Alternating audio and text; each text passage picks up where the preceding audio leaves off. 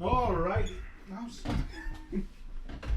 Let's talk about the haunted places, spooky things. Sounds good. Oh, hell yeah. This video is gonna be weird. Oh, yeah.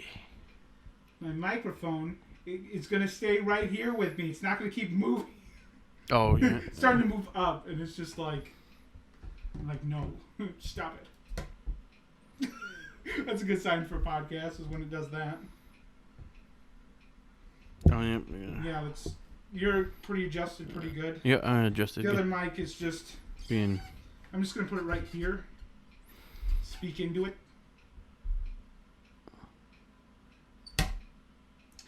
I'm just gonna leave this down. It seems like the next logical thing to do. Gotcha. So So what did you? My question is to you, Edward. Yeah. So what did you hear about Gettysburg? I heard that there's ghosts in Gettysburg. Spooky ghosts. Spooky ghosts. Yes, and I think today's video should be about Gettysburg. exploring that. Exploring Gettysburg's haunted history. haunted history. Yes. All right. Down for Let's it. look at some videos here All right, I'm listening. of ghostly activities happening in Gettysburg. Okay. Okay, Gettysburg. I'm going to try to type it in here. Gettysburg ghost video. Okay. We have a storm going on, so if you're hearing thunder, that's because And it's shaking your house. it is shaking the house. Yes. It's Pretty spooky. spooky atmosphere going on now. Doesn't wake you up when you're sleeping, does it? Thunderstorm? A little bit. Yeah. Little bit. If it goes like bang or something, it's like, dude. I hate when those flashes, though. Lightning go like, ching, ching, or I mean flashes. You know what I mean? You know. Well, the first video is from Daily Mail. It's called "Spooky Moment: Ghosts Appear to Run Across the Gettysburg Field." Oh, jeez. Let's see if we can debunk it, or if we think it's actually real. Now this is an ad, of course. Yep. But I got the camera here. What's he saying? A ghost? Yeah, there's a ghost caught on here.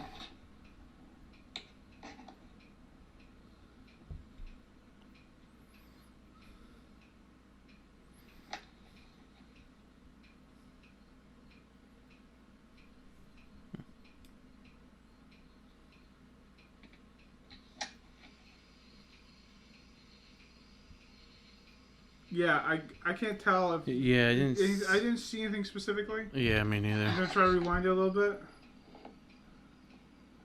So we see it here. See anything? Oh, you see that there? I think that's it. I think that's it moving there. Over there? Yeah, right in the center of the frame. Okay. It could have just been a flash of light. That's all I Yeah. see in this. I'm not seeing much anything down. Oh, huh. Oh, I think I did see something, though. I don't know. let's go again. That's Rewind it up it's again. kind of weird, but I thought I saw something. Yeah, it's a lot tough to see. Yeah. The guy's finger gets in the way for a moment there. That does not help anything. Trying to see. Right. Oh, I Right. think I see it now. Yeah. Right at the edge. Yeah. Did you see that? Oh, wow. Yeah. Didn't it look that's like? eerie, but it moved really fast. Yeah. Didn't it look like something like? It did look like it could be like a... Like a figure or something. Yeah, that was spooky. Yeah, that was. Definitely a weird... That's a weird one. Yeah. Quick movement that it made. I don't know how you catch those things, though. I mean, how the hell are you? Now, here's one from Ghost Lab. Dead Will Rise Again. Okay. All right, let's check it out. Okay, this is from the Ghost Lab. It started in this field right here. 20 years ago, on a trip to the historic battlefield, Brad Kling made a surprising discovery that propelled his interest Oh, wow. in the paranormal. July 6, 1990. I was on family vacation in Gettysburg. It was I'm going up to broad daylight, Gettysburg. and we're Yep, driving out of town. that's where you're Yeah, going. that's gonna be. Go check that out. Cool. I'm very eager to make a video out of that. There you go. Doing a reenactment. So I tell my dad, hey, pull over. I want to get this on videotape. He does, I jump out, run about halfway across this field, stop, and I pan across. They're in frame for just a few seconds, and I stop it because I want to get a little bit closer. Okay. As soon as I look up to start running again, they're gone. And I mean, nowhere to be found. They would have had to move about 300 yards in a second to be out of my sight. There was no possible way. It was at that very moment that I knew that the paranormal existed. And I've been wanting You see answers this? ever since. Yeah. So that's apparently ghosts. Wow. At least that's what he's saying. Holy cow, They're trying to show some other stuff in there. But that's crazy. now, that's an interesting concept. If That was like the whole. yeah, if That was that's like the whole. I'm not 100% on that one, whether that's reenactment or if Yeah. it's ghost, because I gotta tell you, I don't see any kind of ghost videos usually where it's 100% clear. Yeah, true. You know, Mm-hmm. like the footage guy's showing there, I can clearly see the flags and I can clearly see the people. But what Yeah. I can't tell for sure is if that is ghosts or if because he said he recorded, then I think they moved the camera away for a moment Yeah. and then moved it back, Mm. kind of deal. Hmm. So no guarantee that during that time that the people could just stepped out of frame. True. Yeah. You know, these people just were out there doing something Mm-hmm.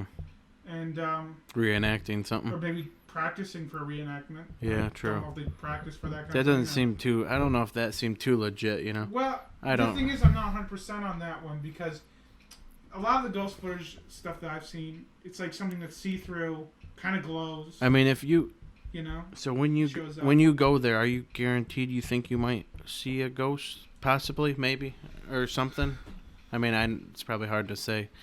Well, I mean, the one thing I gotta say is that I'm very uncertain what I'm stepping into. yeah, that's what Going I'm over saying. to Gettysburg. I'm eager. I'm definitely eager. Don't get no ghost attached to you, then you get freaking haunted or Oh, something. yeah. I'm not trying to walk into haunted areas and be like, yes!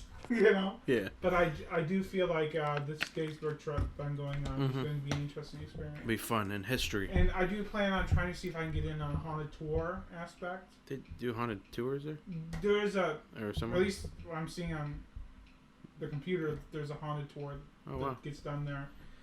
I'm eager for, You have, this, to, you, have, you have to tuck your dad into that one, or what, is he willing to do it? 50-50. Oh, okay. 50-50, but Okay, all right. I'm hoping that I can Get him. get him in on it, get this experience. Yeah. Because I've never had a haunted experience. I watch a lot of those haunted shows, you know. What shows is You that? know, like, there's a ghost in my house. Oh, you kind seen of that show?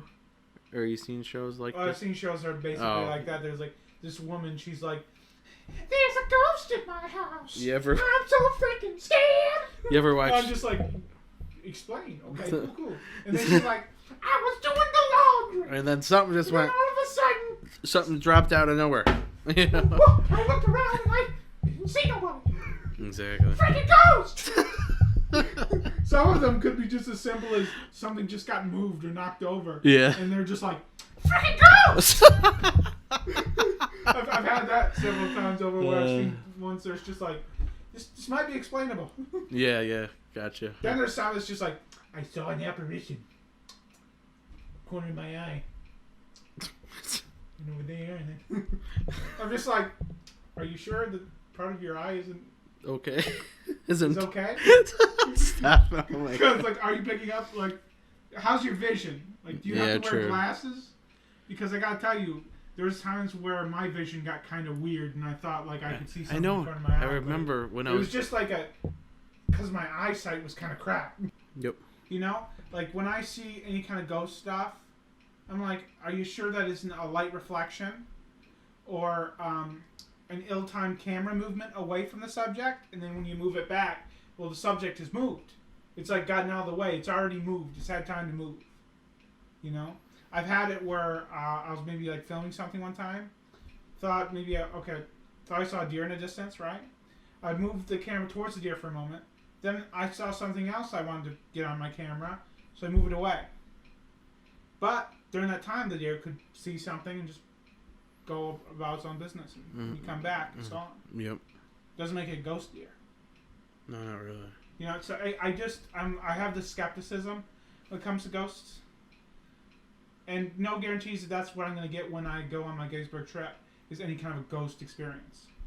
But I am definitely What if we're just eager for the experience, paranormal experience. experience in history You too? know? You're gonna get history about Yeah. it. You know? Yeah, I hope to get some historical So, information wh- off of it. And, What happened? What happened at Gettysburg? The Civil War, right? You said. Yes, the Civil Civil War. War was That's part of Gettysburg. the, yes. What year did that happen? You probably know more than me about that. I don't know. Well, let me see. Yeah, you probably. 1860 something. Gettysburg. So most a lot of people Yeah. died on that battlefield. I thought it was 1860 something.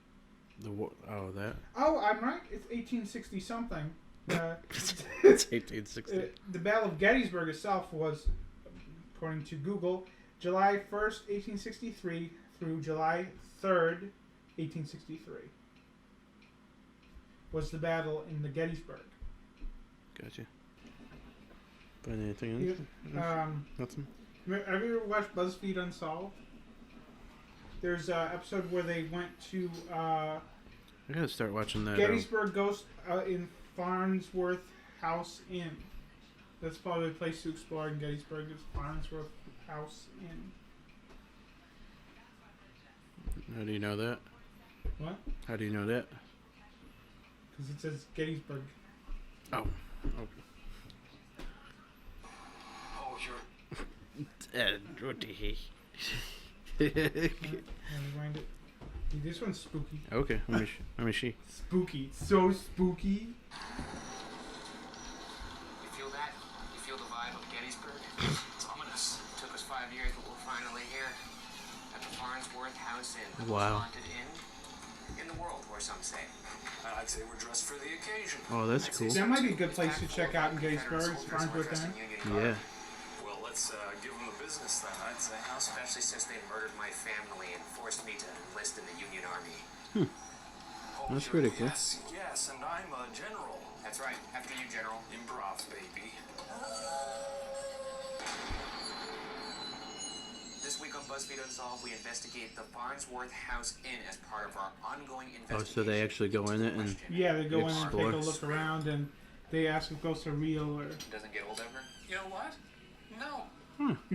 It really doesn't.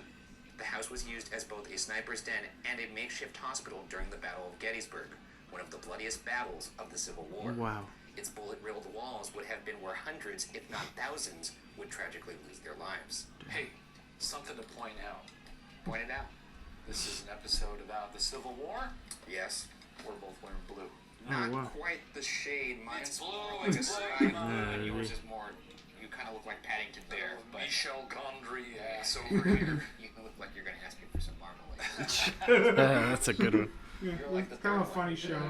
Luigi. You seen it? Yeah, I watched some of their stuff and they did a trip to I see Gettysburg what you're saying. area to And check out to the that Farnsworth note, we are House. going to Really? I thought that'd be, yeah, this one's about. Oh, okay. Thought you'd get a kick out of it. Oh yeah, I do. My mustache then.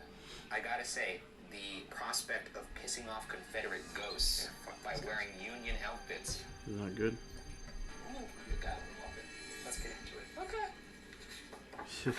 Construction on the home began around 1810, Oh, wow. and new sections were added in 1833, transforming the building into the house we know it as today.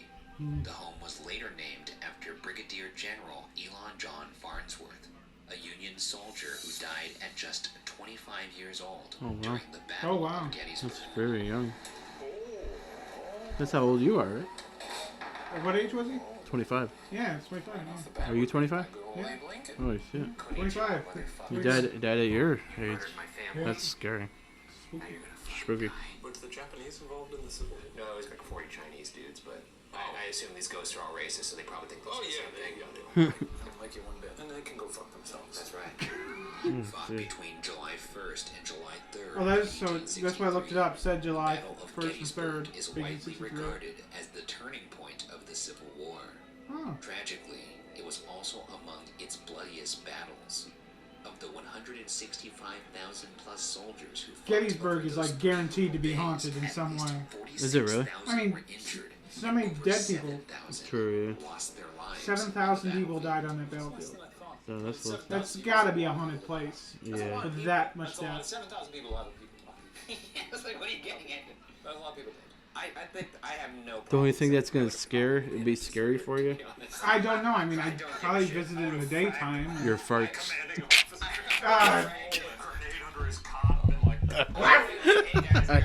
Scary farts. The fart ghost of Gettysburg.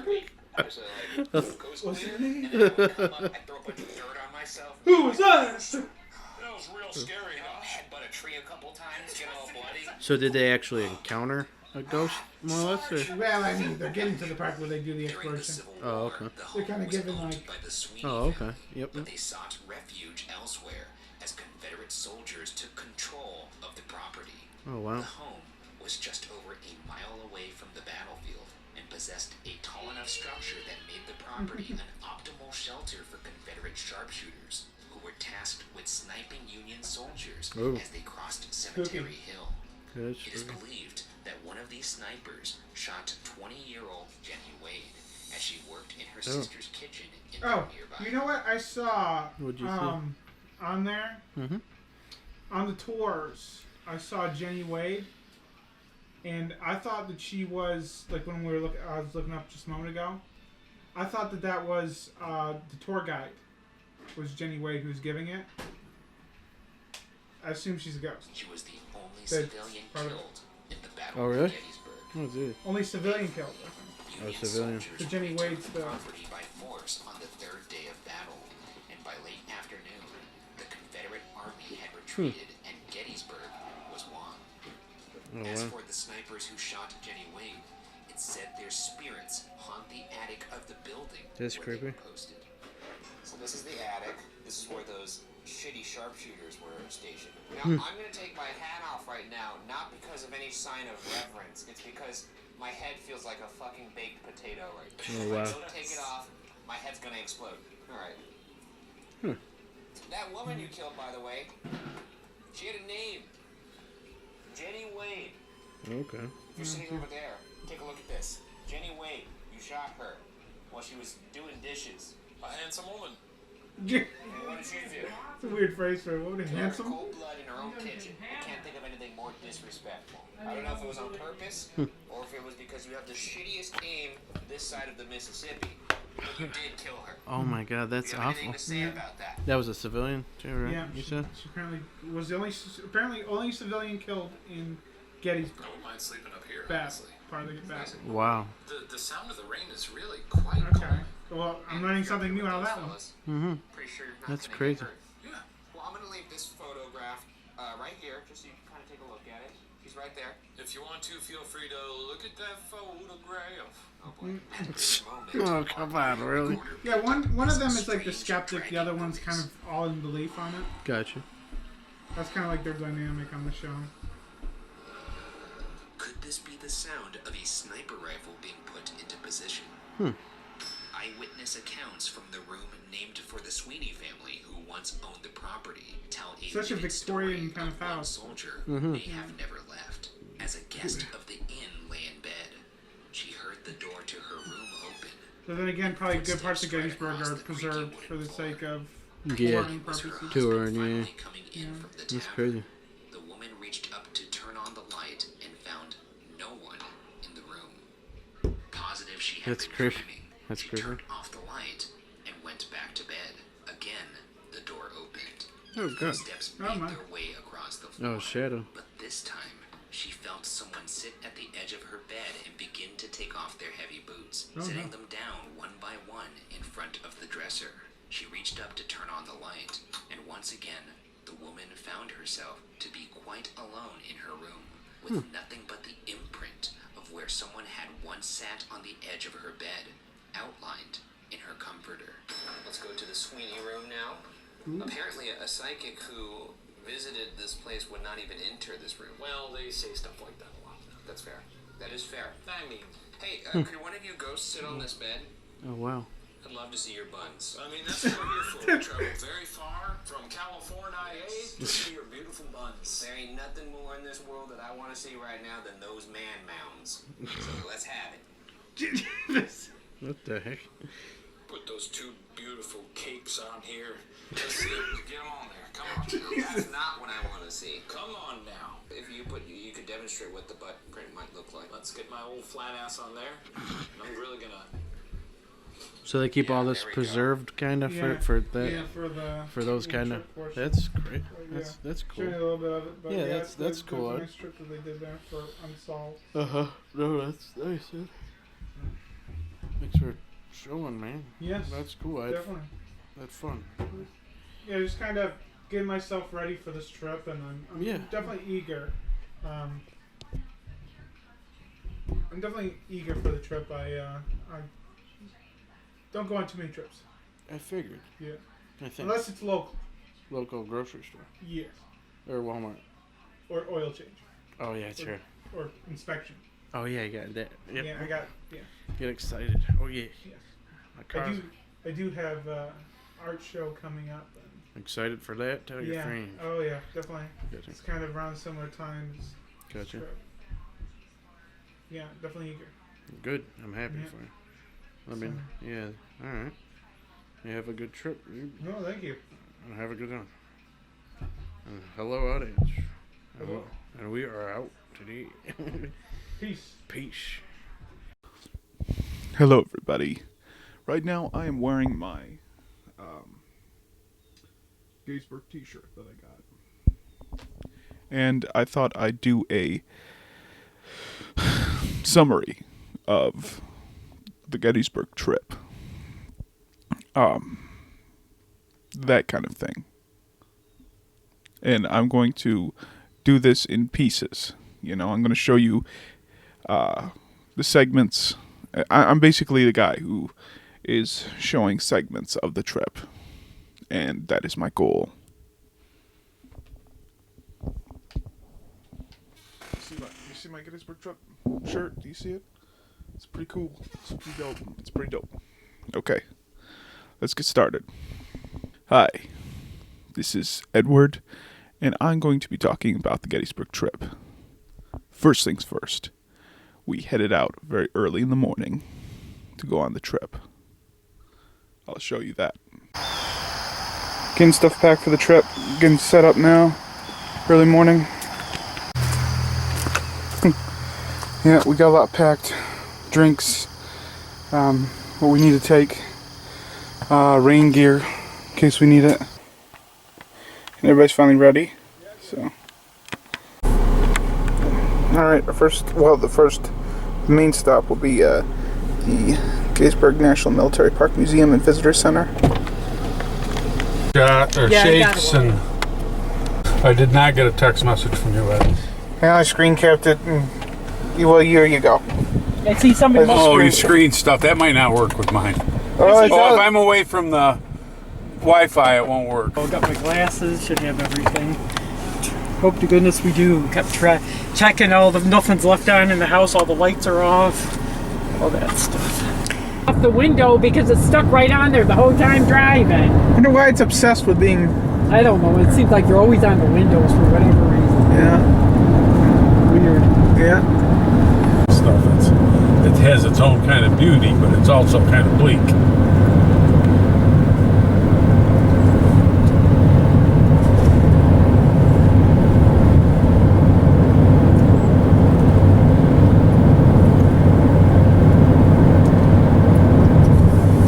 Grasshopper's barely holding on now.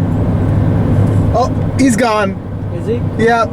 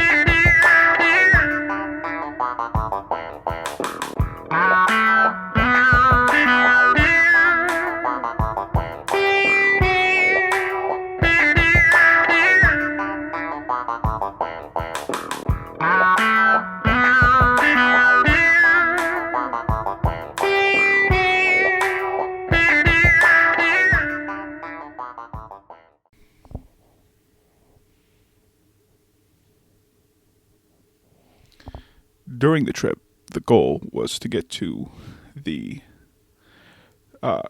Gettysburg Tourism Center, which was the main spot, first spot on the trip. Sit so long.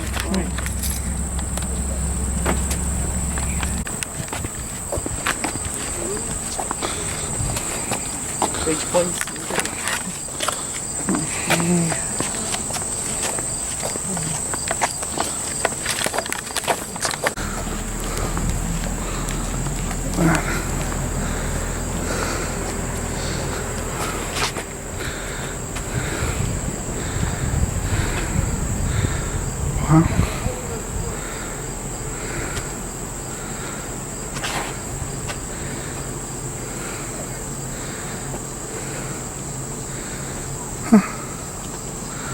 There's battlefield tours here. 2-hour bus narration. There's a car narration that they're offering. Starting in here.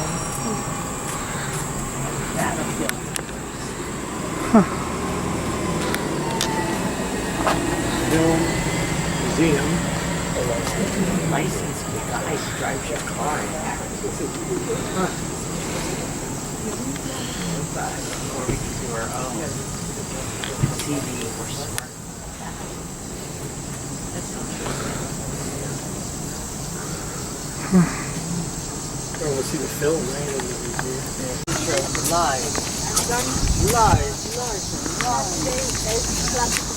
Live. You see the red report? So? Yes.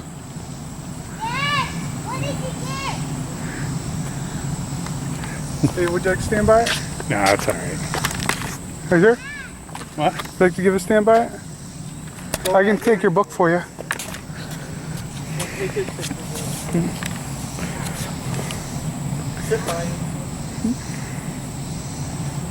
Very nice. Hey, Ma, left, come on. Ah, okay.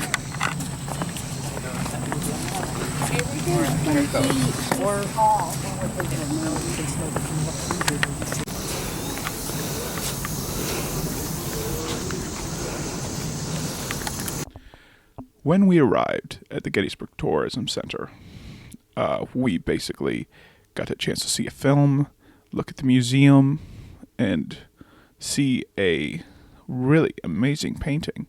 It's like 360-degree painting that showed the battle. And I got a book on it. It's called The Cyclone, I believe it's what it's called. And it's a very interesting painting. The Cyclone was really visually amazing to see. Like, painting wise, they blended it with actual realistic things, like a bag was sitting there, sand and stuff like that. It's just they blended it with lots of things, and clothes and stuff. It was amazing to see.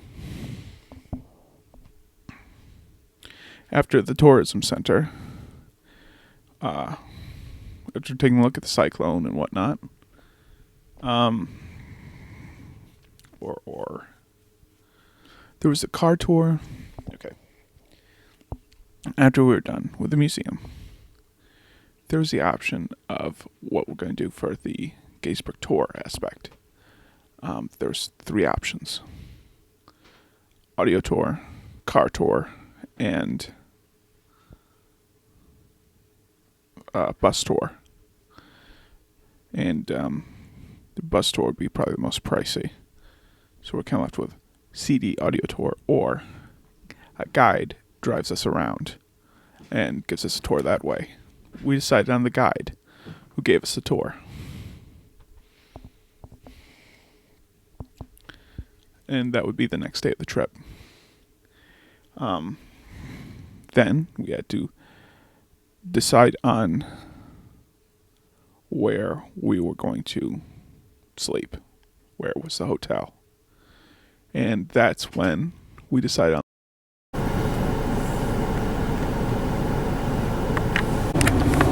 head out on the highway.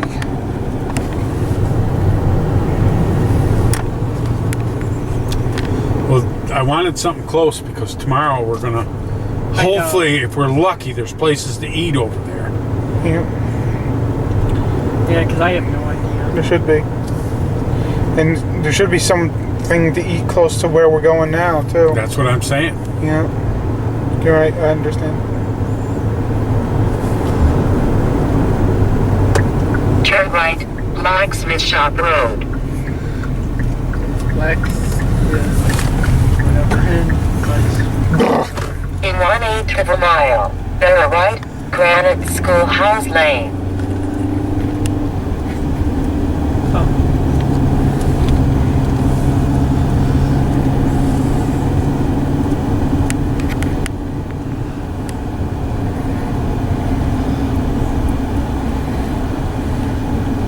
Bear right, Granite Schoolhouse Lane.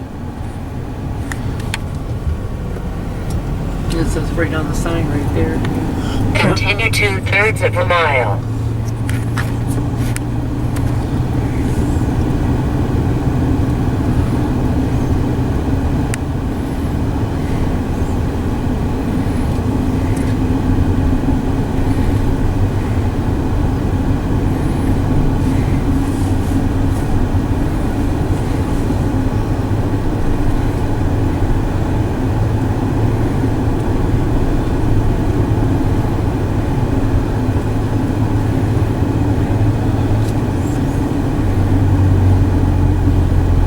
Glad we called back then.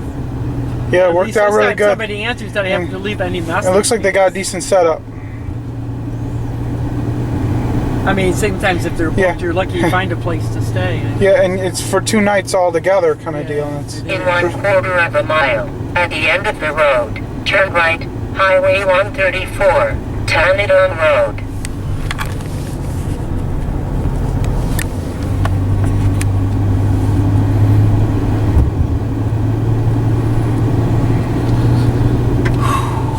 You know, the driving you did today. I know it's. I'm getting pretty worn out. Yeah, don't definitely blame ought you. to be. You Should should be. do all this driving. Take a right down here. Turn right, Highway 134, Tanidon Road.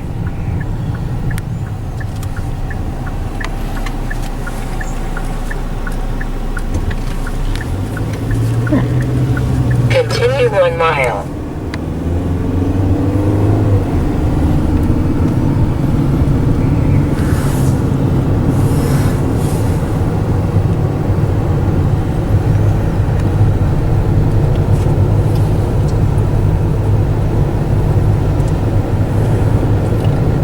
All these stones and stuff. Wow. Oh, that's some up. All these old stone fences they used to put up. Yeah. Keep the animals in. Wow. And it was a way they made the fences because there were so many stones in the ground. Tried to make room for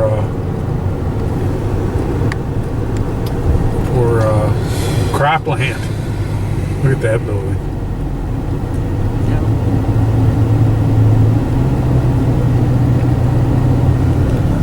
Some of the stuff here. Wow.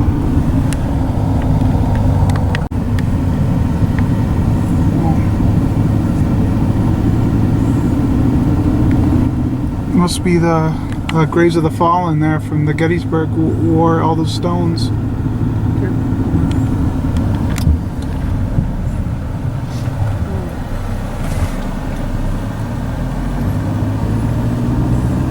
So it's at the Sunrise Park Road.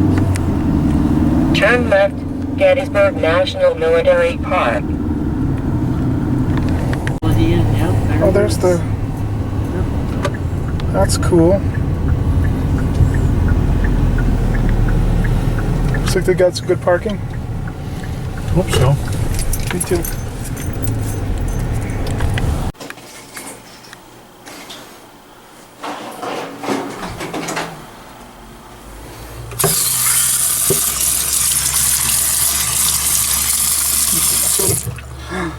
Complimentary soaps. They're complimentary soaps.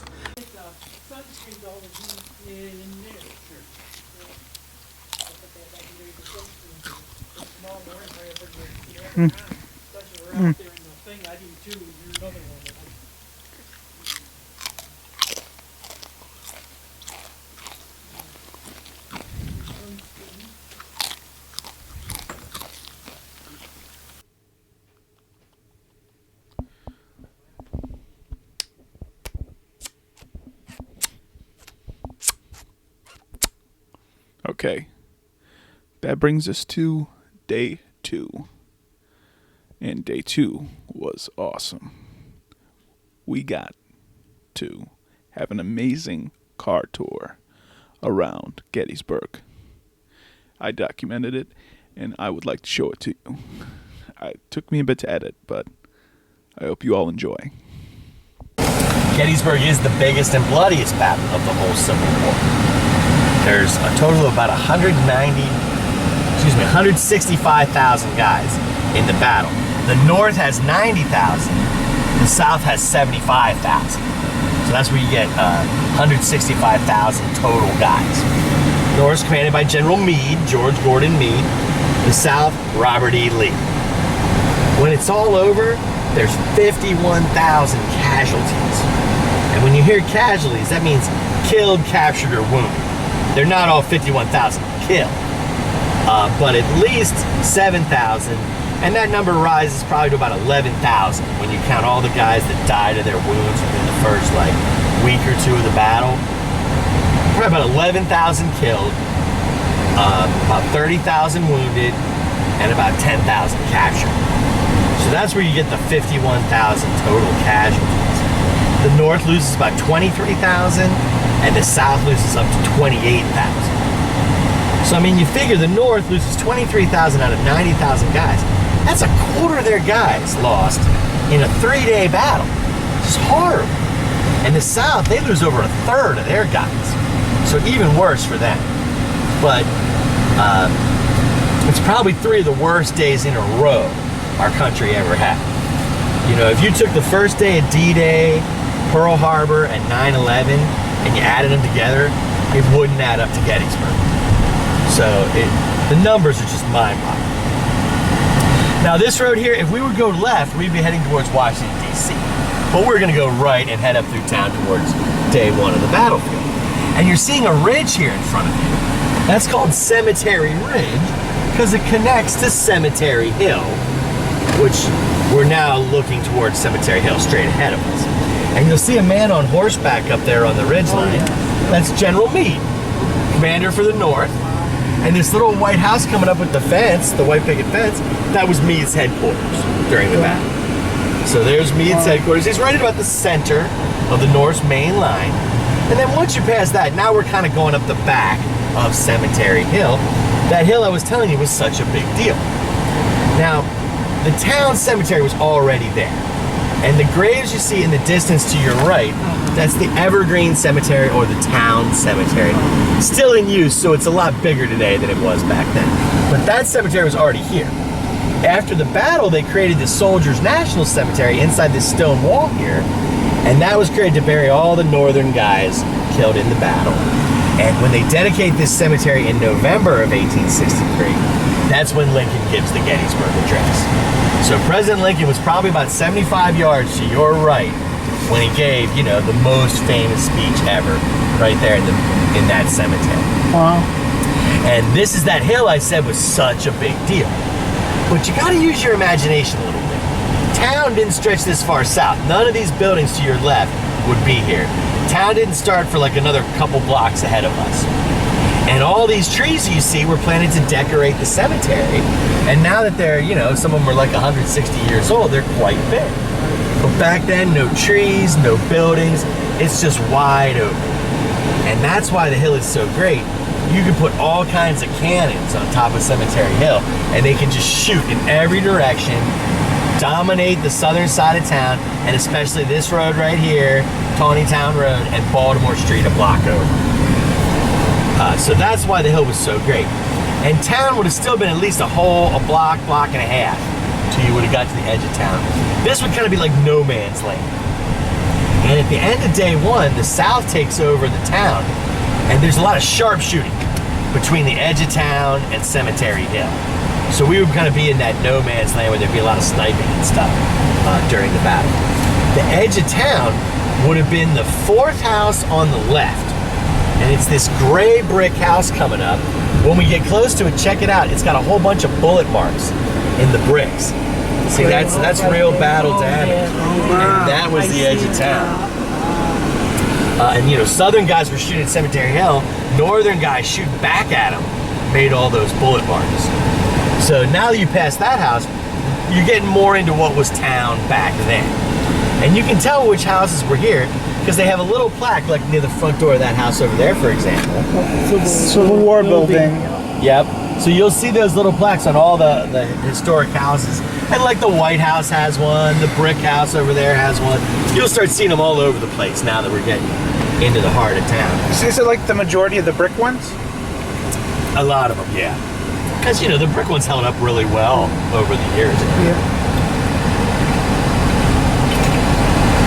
Now, before I even get into the battle, while we're here in town, let's stop a minute and just think about the people that live here at the time of the battle. There's only about 2,400 people living in Gettysburg, and all of a sudden 165,000 guys showed up. You know, they probably never saw more than maybe 500 people at market or at a church fair or something like that. All of a sudden there's just tens upon tens of thousands of guys everywhere. I mean, this is just way above and beyond anything they've ever seen before.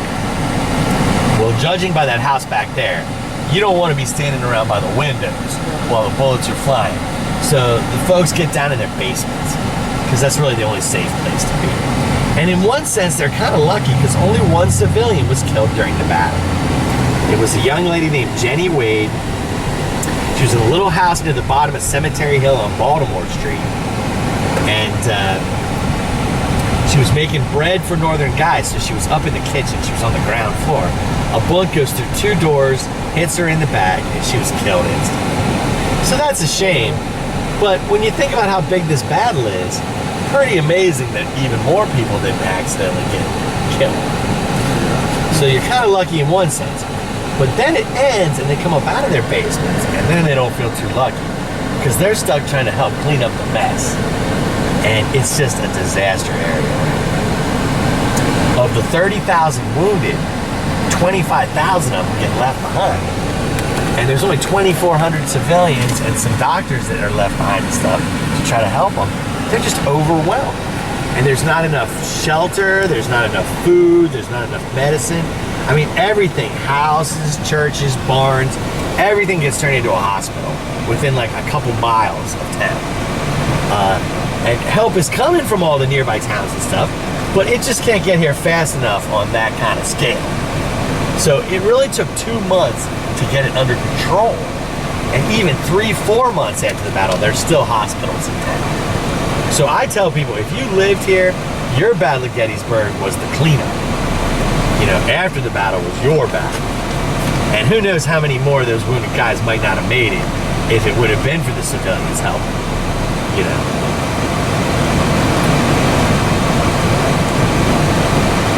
Wasn't that like quite a few years long process of cleanup kind of deal? Well, just to get the wounded took 4 months, but then their farms were messed up. You know, economically and stuff, yeah, it took years to recover. They lost all their crops, their fences were destroyed. In some cases, their houses and barns were pretty much destroyed by having all these guys bleeding all over all your stuff. Yeah, you in know, those days there wasn't insurance to cover everything and do all that. Right. When you lost something, you lost it. Right, and people that tried to apply for help from the government got almost nothing. If the Confederates destroyed your stuff, it was an act of war and it was just tough. If you could prove that the North destroyed your stuff, the government might repay you, but they almost never did. So yeah, the people in town got the short end of the stick for sure. Now this would have been about the edge of town back then, and this would all be wide open out in front of us in 1863. And we're heading north and west out of town towards the first day battlefield. And you may have noticed town is kind of flat. It's kind of in a valley. There's hills south of town, Cemetery Hill, Cemetery Ridge, where we just started. Now that we're starting to go north and west out of town, you're seeing some more hills. And this ridge is called Seminary Ridge because there's a Lutheran seminary. And you'll be able to see these brick buildings on the left at the crest of the ridge here. That's the seminary. And it was here back then. It's still a functioning seminary. And we'll be driving through there in a little bit later, and I'll get you a close-up view of all the buildings. But all three historic buildings are still standing. First General, Union General was? Yeah, General Buford was up in the cupola. Also, check out that house right there. At the end of day one, the South takes over this area, and that becomes General Lee's headquarters. Wow. So that's Robert E. Lee's headquarters then for the rest of the battle. Wow. And now we're out in the first day's battlefield. All the first day's fighting takes place out here on this side of the ridge. You'll see there's a bunch of these rolling hills as you head west out of town. And in just a second, you'll be able to see some mountains off in the distance. Those are called the South Mountains.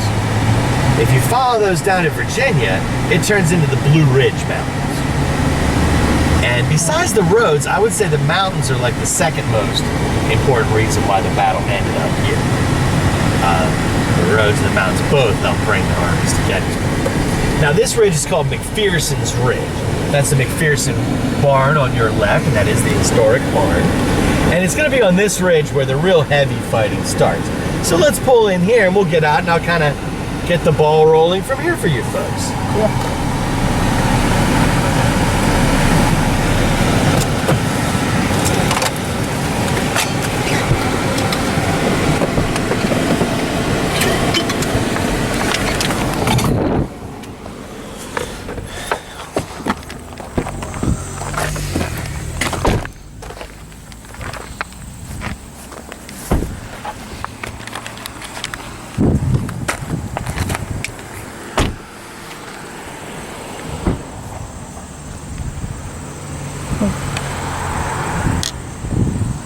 Alright, well before I get started, let me just give you a little bit of background.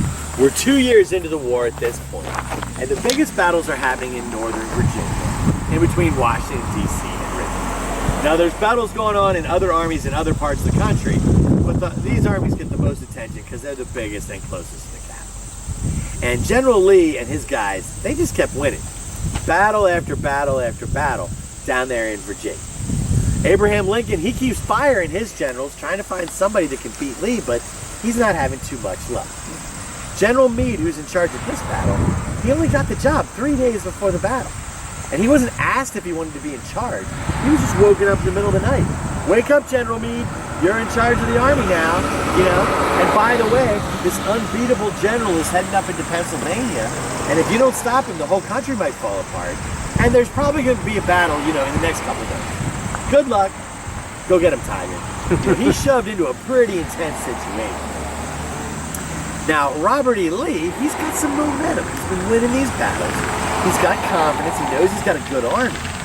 But he's got a lot of pressure, too, because he can't keep this up forever. The North has more of everything than the South. Most importantly, they have 3 times the manpower of the South. So if Lee just sits there in Virginia and he keeps winning battles, he loses some guys in every battle.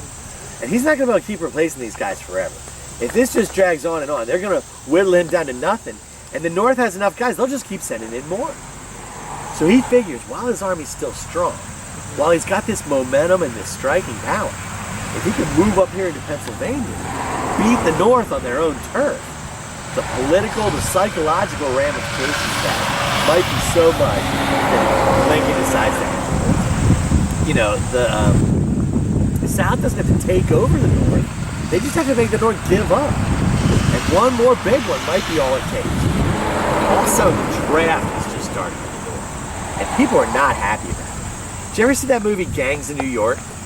Yeah. Leonardo DiCaprio, and there's these big draft riots at the end of the movie. People are so mad about the draft, they're burning down parts of New York and rioting. Well, those riots took place like 3 or 4 days after the North wins Gettysburg. How bad of a riot would there have been 3 or 4 days after the North lost Gettysburg? You know, and there might have been a riot like that in Boston, in Chicago, in Philly, in every big city. And if you can't get guys to fight, it doesn't matter if you have 3 times as many guys. So that we're kind of at a tipping point. Now, I think, get ahead of myself a little bit, I think this battle has the exact opposite effect in the long run. Because once the North wins and they see that Lee can be beaten, and the victory is off in the distance, they just got to grab onto it and not let go. They're never going to let go. You know what I mean? Yeah. Once victory's attainable, you know, but it could have gone the other way 180 degrees, I think, if the South had won. So we're at a very, you know, delicate point in the war. So it's all psychological and political. It's not, they can't conquer Washington. Some people make it sound like the South is going to invade Washington. Washington's got a whole bunch of forts around it. You'd need a navy to lay siege to Washington. The South doesn't have a navy, so that's not going to happen. You know, but they just have to make the North give up. So what Lee does, he's down in Virginia. He marches his guys west over the Blue Ridge Mountains, then starts going north using the mountains to hide his movements. And there's only so many mountain passes out there. You can leave small groups of guys to block the passes, and the North can't get across to figure out where you're going. Now, once the North figures out that the South's on the move, they're going to move north too, but they got to stay on this side of the mountains. Whenever Lee crosses over, they've got to be in between him and Washington, D.C. So it's kind of weird, because pretend like you're Washington, D.C., right? When they started out, they were like this, but they're moving like this. So by the end of it, the North's coming from the south, and the South's coming from the west and the north. It doesn't seem like it should make any sense, but it's just all the way Washington is And what happens is the lead part of the Southern Army, the first like third of Lee's guys, they got a pretty good head start. And they're showing up here like 10 days, almost 2 weeks ahead of everybody. Well, those guys, they spread out and start grabbing up all the supplies they can get their hands on. You know, Northern Virginia is like a wasteland after 3 years of war. These armies are like a horde of locusts. The horses eat all the grass. The guys burn all the trees and fences for firewood. If you had a couple cows like over there, somebody ate them 2 years ago, you know, and every time you go to plant new crops, guys are marching through your fields, trampling all your stuff. So it's hard to get food down there in Virginia. But up here in Pennsylvania, it's untouched. We got barns stocked with stuff, cows, sheep, chickens, you know, anything you can take with you and eat later. It's awesome. Horses, shoes, they're grabbing up all this stuff. Some of the guys go down this road through Gettysburg, end up northeast of us in that direction. Other guys head up towards the state capital, Harrisburg. They're due north. Then the rest of his guys are just down this road on the other side of the mountains that are arriving from Virginia. So he's got his guys in like a 30-mile wide arch around this area grabbing up all this stuff. Well, it's at this point one of Lee's scouts reports in that the North is in Frederick. And Frederick, Maryland's like about 35 to 40 miles south of us in that direction. Well, Lee realizes these armies are getting kind of close. You know, I'm pretty spread out. I can't have like a third of my guys run into the whole Northern Army. I got to get my guys together and be ready to fight. Well, that's why these roads are such a big deal. Try to imagine 10,000 guys walking down this road right here. That's a 10-mile long line. The mountains are 8 miles away. So when the first guy steps foot on that intersection, there's still guys 2 miles back into those hills. And Lee's got 75,000 guys. If they were on only a single road, that would be a 75-mile long line of guys. There'd be guys walking past this intersection day and night for all but 4 days till everybody made it into town. And to me, that's just the most mind-boggling thing. You know, a parade that never ends for 4 days straight. Well, Lee doesn't have 4 days. So if you want to get that many guys together fast, you need more than one road. And he's over there by the mountains. He's got his maps out. He sees all these roads converging here. He tells his guys to get together here. Now, Lee's a little bit surprised because his cavalry normally is the one that tells you where the enemy is. And his cavalry hasn't reported to him yet. And it's because his guy, Jeb Stuart, was riding around the Northern Army, trying to tear up communications and supply lines and cause all kinds of trouble. And he's done this in the past, and he's really confused and thrown off the Northern commanders at other battles. But the difference is, the Northern cavalry is getting better as the war goes on. The South was just riding circles around these guys early in the war, but the North is catching up to them. And they're fighting Stuart, and they're slowing Stuart down. And the Northern Army is marching up here faster than they've ever marched anywhere else in the past. Because they're marching towards their own home turf to defend their own homes and stuff. They're super motivated. So for those two reasons, Stuart hasn't made it the whole way around to tell Lee what's going on. So he's kind of surprised, and he has to quick get his guys together, hopefully before a battle starts. Now, the North, they don't know exactly where Lee is. So Meade, they're headed this way, and he's going to put two of his most trustworthy guys out in front where he expects the most trouble. You know, he doesn't know if Lee's going to get his guys together like here. It could have been a little west, a little bit east, a little bit north of here, but it's probably going to happen somewhere within a county or so radius of this area. So he puts two real good guys out in front where he's expecting trouble. And that's the two gentlemen across the street right over there. General Buford with the binoculars, he got here the day before the battle, and he's got about 3,000 cavalry. And he's the guy that ends up in the cupola of the seminary with his binoculars watching the battle. You know, but he got here the day before, and he sends all his horsemen riding out these different roads, scouting, you know, where's the south? I gotta know. Well, that night they come back and they tell him they're coming from the west, the north, and the northeast, and guys are all going to start showing up tomorrow, July 1st, 1863. Well, he's got his maps too, and he's got to be thinking, wait a second here, you know, there's 90,000 guys behind me on these roads. We need more than one road to get our guys together too. And on the other side of town are some pretty good hills. Cemetery Hill, Cemetery Ridge, Little Round Top, you know, some pretty good defensive turf on the other side of town. And he must be thinking, if I can hold off these guys to the west and north, deny the use of those roads, keep them away from those hills, our guys could get together, we'd have the high ground. It could be a big advantage. So he's sort of thinking like 12 hours ahead of time what's going to happen pretty accurately. And he sends a messenger back to Reynolds. He's about a half a day behind Buford. He's got the start of the main army. He's got the foot soldiers, the infantry guys. And he says he'll come up first thing in the morning to back Buford up. So they got a plan, hold off the south. But the problem is, Buford's only got 3,000 guys. And there's over 10,000 guys coming down this road, over 10,000 more coming from the north and northeast. So 3,000 guys can't stop 10, let alone 20,000 plus guys, right? Well, he doesn't have to stop them. He just has to slow them down. Because if he can slow them down long enough, that buys enough time for Reynolds to get here. He's got almost 20,000 guys coming with him. He can make a fight out of this thing. So that's Buford's plan going into day one, to hold off the south. And what he does is he sends his guys riding down this road about 2.5 miles. And think of these rolling hills out here like speed bumps. And that's how he uses them. And what his guys do, for every 4 guys, 3 of them get off their horses to fight on foot, while the 4th guy holds the horses for the other guys. And in these little squads, they spread out on either side of the road, you know, using one of these ridges for cover. When they see the South approaching, they're going to open fire on them. And that forces the South into a battle formation.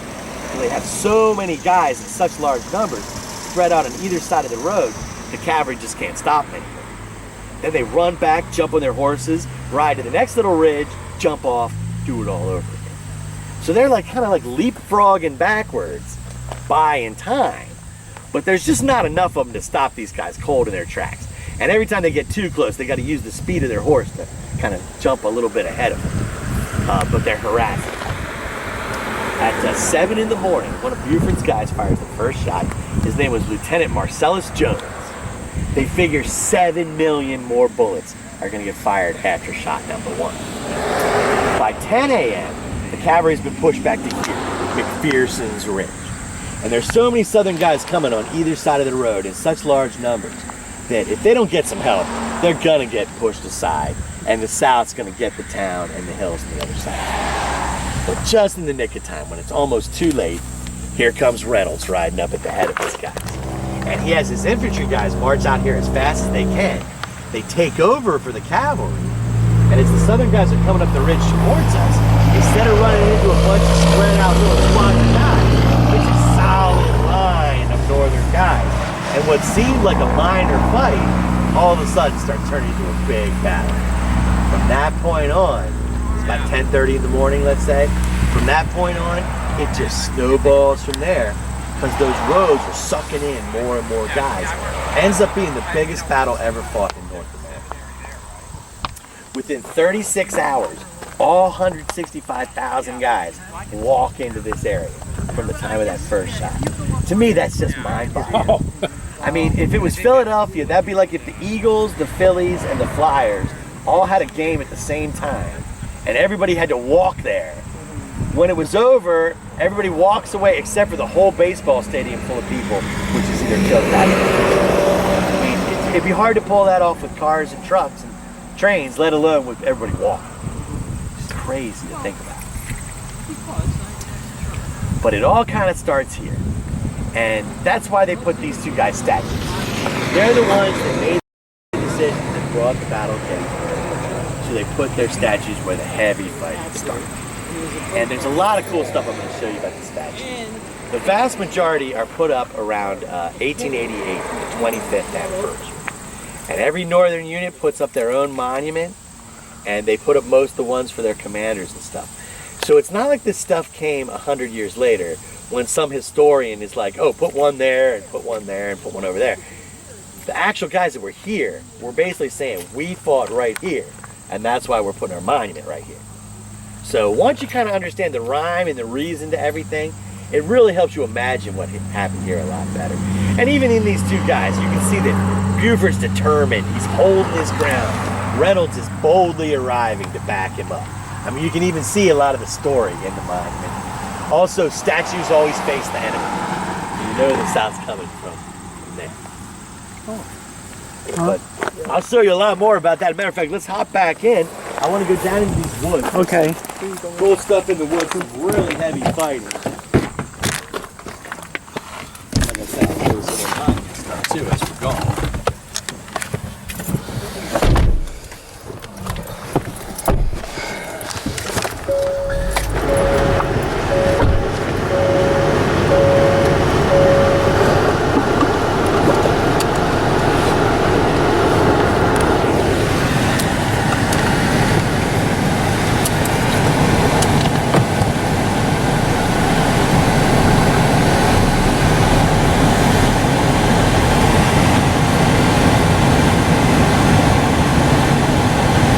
Coming up straight ahead, there's a statue of a guy on a boulder. He's got an interesting story. His name was John Burns, and he was the only civilian that fought the battle. He was almost 70, and he had been in the army during the War of 1812, almost 50 years before this. He grabs an old musket, comes out here, fights with these younger guys. He ends up getting hit 3 times, but lives. So, pretty feisty old guy there, Mr. Burns. The funny part of the story is he gets hit and one of his neighbors finds him and he says, go back to my house and tell my wife to get a cart and come out here and get me. The wife says, that old fool drug himself out there, he can drag himself back, and she wouldn't go get him. So I imagine she told him about 1,000 times, you better not do that, you know what I mean? Now these woods, they call these Reynolds woods because Reynolds guys are fighting over here. And we're seeing an example of one of the regimental monuments. And the regiments were like the building blocks of your army back then. The average regiment has about 250 to 350 guys. Every northern regiment, there's almost 400 of them, comes back, puts up their own monument right where they did their heaviest fighting. Now these particular guys are from Wisconsin. So when you see this piece of rock, don't think a piece of rock. Think 250 to 350 guys were right there. Shoulder to shoulder, 2 guys deep in a tight formation. The monument's usually close to the center of the line, and they put little teeny ones at the ends of their line, or their flanks, their right and left flank. So that little one was the end, this is the middle, and then across the street, see there's another little one there? Yeah. That's the other end. Then there's another rectangle, that's the right of the next group of guys, which is that next big monument. Those guys are also from Wisconsin. So there's another 250 to 350 guys, and so on and so forth. Around the bend is a Michigan and then an Indiana. So just in this one area, there's 4 different regiments. you know, 1,500 guys almost. Once you start to realize that all these monuments are men and they're all over the place, it really helps you wrap your head around how huge these armies are. Now, every Northern regiment has their monument mostly between 1888 and 1895. The South, they come back in later years, usually after 1900, they put up one big one for each state. They didn't have the money for hundreds of monuments like the North does. So they have some larger monuments, but not nearly as many. But in almost every case at this battle, the North is defending and the South is attacking. So wherever you imagine a bunch of Northern guys, just imagine Southern guys are coming at it. And then you'll get the scene in your head better. So these are some guys from Wisconsin. And then coming up around the bend is another regiment from Wisconsin.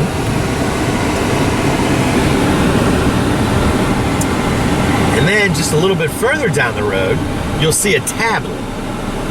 And that tablet is what they call a brigade tablet. 3 to 5 regiments make up a brigade of about 1,500 guys. So whenever you see one of those tablets, there'll be 3 to 5 stones nearby to represent those regiments. In this case, it's the 2 Wisconsins and the Michigan and Indiana that are around the bend. And they were a famous brigade. They were called the Iron Brigade. They stood like iron in earlier battles. So they're very proud of that. And they were a distinctive black hat, almost like a cowboy hat. And it's pinned up on one side with a feather, and their pin is their special Iron Brigade pin. And that's that marker right on top that has the circle, and then has 5 little tabs for the 5 regiments of the brigade. So that symbol up top, that's what they pinned on their hat to hold up the side of their hat. And you can see the hat on the monument too. That's neat. Now, several brigades make up a division. Several divisions make up a corps. And the North has 7 corps, and each one has a symbol, and they wore these as a patch on the top of their hat. And they would either be red, white, or blue if you're 1st Division, 2nd Division, or 3rd Division of that particular corps. Now these guys are 1st Brigade, 1st Division, 1st Corps, so they have red circles. That's why these guys even used red in their monument to make their circle red. That's what stands out. It's their marking. Yeah, and they actually used red granite from Wisconsin, which is neat too. But you'll see some of them will have a little bit of white or blue even in the marker. Sometimes the whole monument is a big diamond or a big circle. Sometimes they hide it in the design. But you'll see these all over the place. Now in this area it'll be all circles because it's all Reynolds guys out in this area. But you'll see other ones in different parts of the battlefield. But it's pretty neat how they incorporate those into the monuments. Sometimes it's kind of clever how they do it. But they're very proud of all this stuff, so you'll see it on the monuments. Now, the North has these tablets, and I can tell they're the North because it has a square base. The South does have tablets. Theirs just have a round base. And see that one straight ahead of us? Yeah. So that's 1,500 Southern guys. They won't have the 3 to 5 markers nearby, though, for the regiments, like the North does. And the square and round thing for the bases, it only applies to that kind of tablet. All the other monuments can be any old shape. It doesn't necessarily mean anything. But with those kind of tablets, square for North, round for South. And those were guys from Tennessee and Alabama. And they were coming up here through the woods. You know, they were pushing back the cavalry. Things weren't going that bad. All of a sudden, Reynolds guys showed up. And what seemed like a minor fight turns into a big battle. And they weren't ready for it. They were surprised. And the Tennessee and Alabamians, they get pushed back and out of these woods. And in the morning, the North wins. But then there's kind of a break in the fighting. And nobody's fighting for a couple hours, but it didn't really stop because of those roads are just sucking in thousands and thousands of guys. So as those guys start to run into each other, it's pretty much inevitable the battle's going to continue.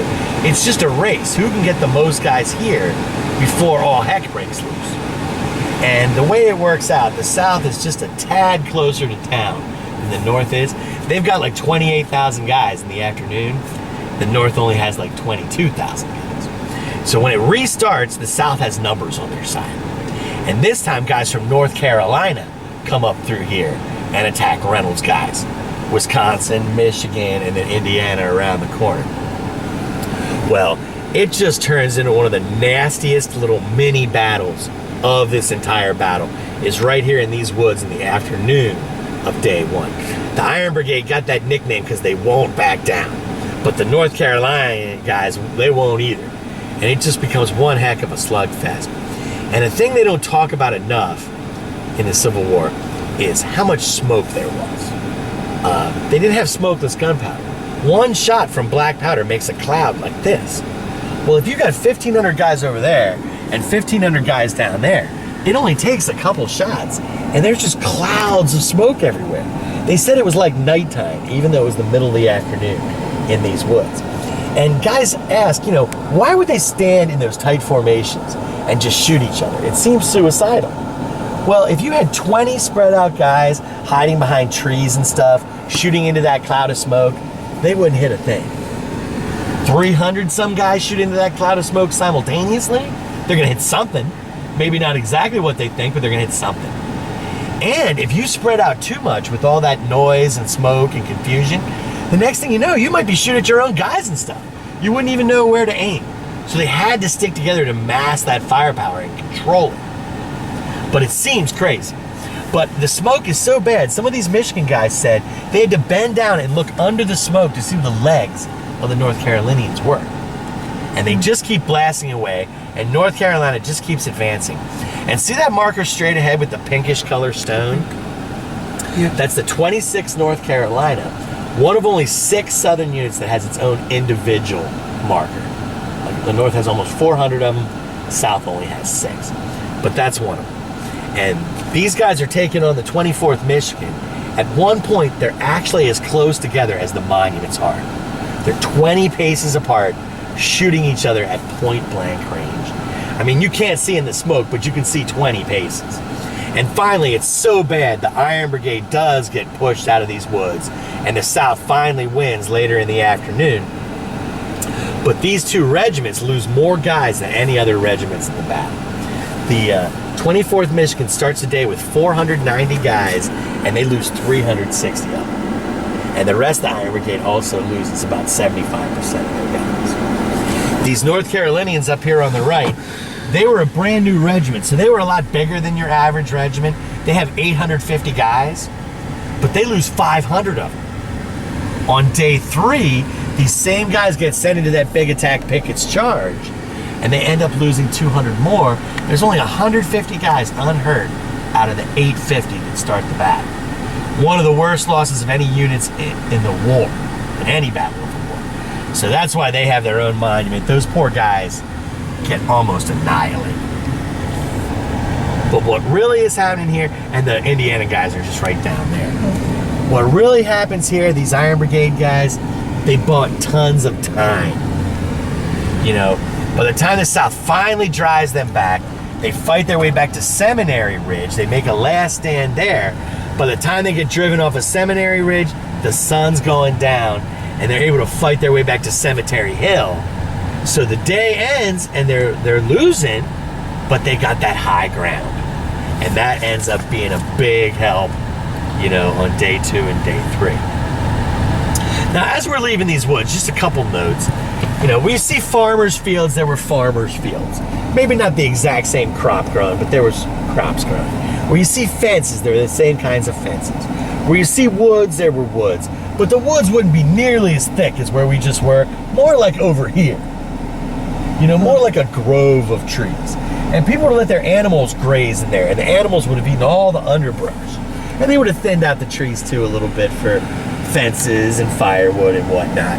So where you see woods, there were woods, but you could see a lot farther through the trees, at least until the shooting started and all that smoke starts to get built up. But, you know, just imagine the woods a little sparser, but they do keep the tree lines accurate. And then wherever you see a bunch of monuments, like all along this road, you'll see a bunch of northern guys. If there's a bunch of northern guys, there's southern guys coming at them. And then that really helps your imagination. Now, the cupola that we were talking about is just straight ahead on top of the main building of the seminary there. And that's where Buford was with his binoculars watching the course of the battle on day 1. And he could see his guys were getting pushed back, and he knew they needed help.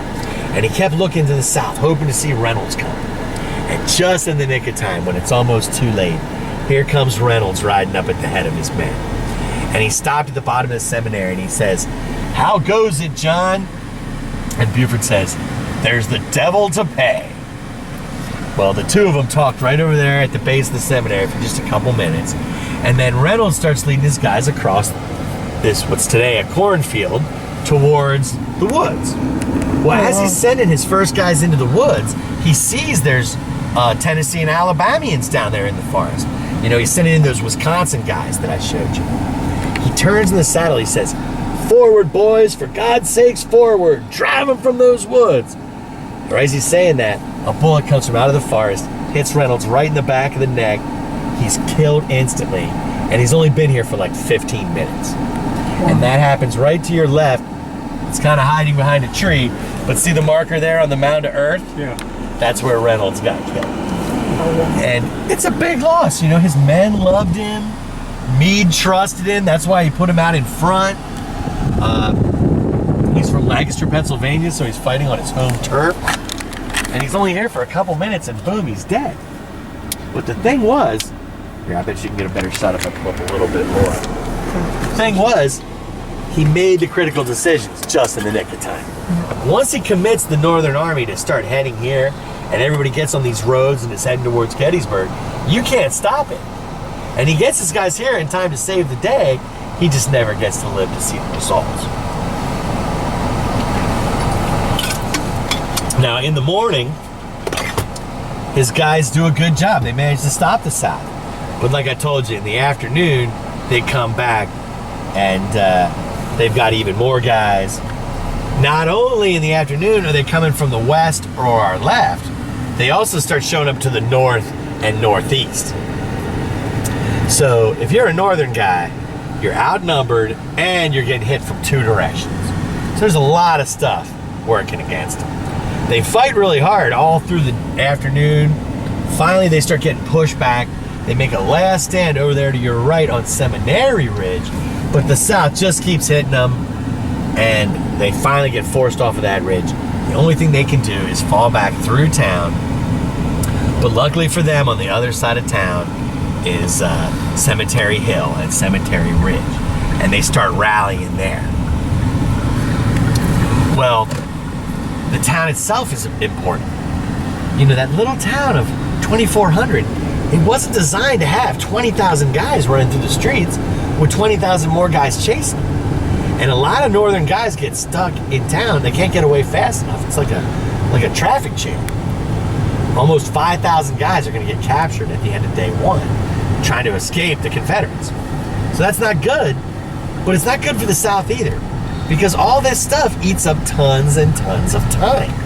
You know, some of these Southern guys had to march half the day just to get here, fight all afternoon into the evening, finally drive these guys back, chase them down, gather up all these prisoners.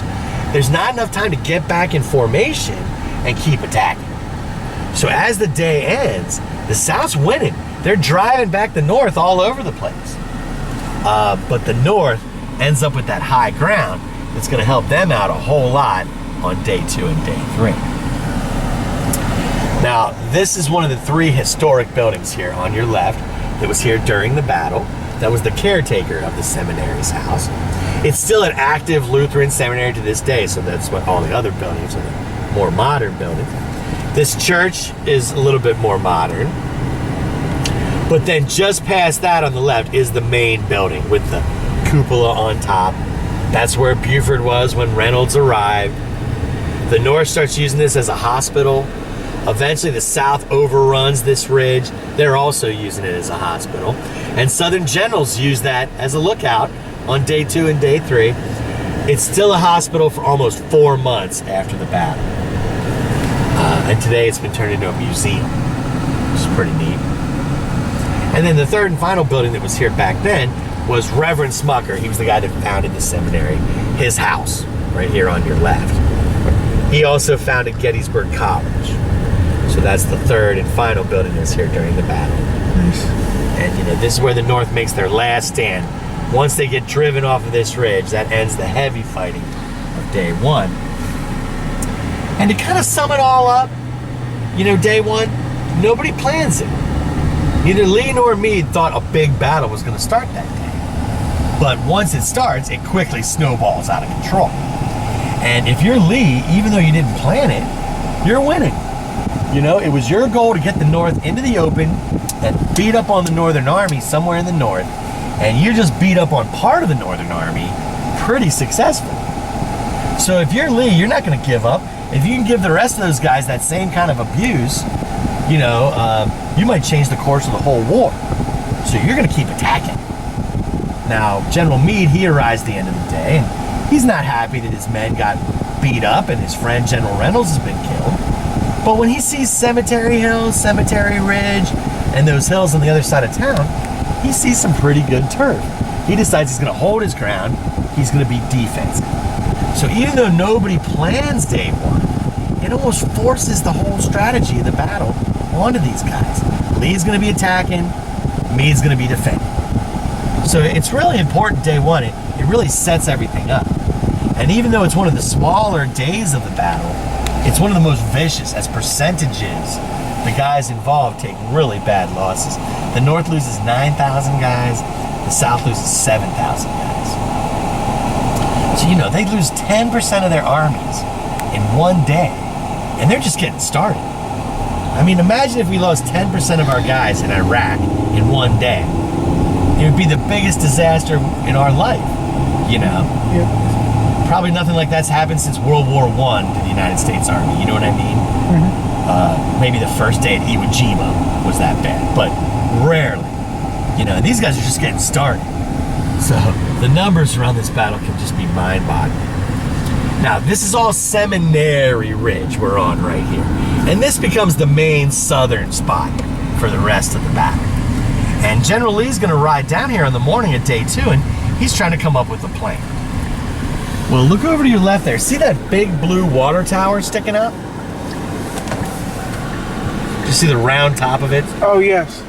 It's kind of the light. It's hard to see how blue it is. Yeah, see the light. zooming in on it. But that's on Cemetery Hill. And everything to the right of it is also Cemetery Hill. But remember back then, no buildings, no trees, wide open. And if we were sitting here on the morning of July 2nd with Robert E. Lee looking over there, we would see 50 cannons on top of that hill, backed up by thousands of guys. And it's not the tallest hill you've ever seen, but it's got a nice flat top, so there's plenty of room for cannons. So he looks over there at that and he says, okay, you know, I want to get those guys, but I'm not going to go straight at their best spot either. That'd be kind of nuts. I got to come up with something, you know, wiser than that. So he thinks about it and he comes up with an idea. He's going to move a whole bunch of guys down this ridge, try to get around the end of the North, crush it, and collapse it back towards the center. So that's going to be his plan. And this road wasn't here back then, but think of it as a pretty good metaphor because all kinds of Southern guys are headed this way. The only difference is they're just a little bit over to your right so that the trees and the ridge line, you know, hide their movements so the North can't see what they're doing. But all kinds of Southern guys are headed this way. And these are all Southern cannons that you're seeing. You know, all the tablets are going to have round bases. And remember, that's 1,500 guys apiece. And then in a little bit, we're going to start seeing those state monuments. The bigger monument that represents a whole state for the South, not like one per unit like the North has. And as a matter of fact, North Carolina is not too much further down, a couple hundred yards. We'll stop at North Carolina and I can kind of map out where everybody's located for you folks. You get a really great view across the battlefield from North Carolina. Also, while we're headed there, we're seeing lots of cannons. These are the real tubes of the cannons from the Civil War. The carriages would have been made of wood. These are cast iron reproductions because the wood would rot too fast. But they're the real tubes from the war, and they try to keep the same kinds of cannons at the same locations they would have been during the battle. There's about 600 cannons during the battle. There's about 400 on the battlefield. So they're pretty well represented. Like the South was in groups of 4, and you'll see they usually have all 4. The North was in groups of 6. They usually only have 4. So there's not quite, you know, they don't have the full batteries for the North, but they're all over the place, so they're really well represented. And right out there is North Carolina. And while we're at it, let's check out a cannon or two while we're on our way, if that's cool. Cool. You'll see some of them, like that next set down, are green. Some of them, like the ones close to us, are black. And I'll tell you what the two kinds do and what the advantages of them are and stuff.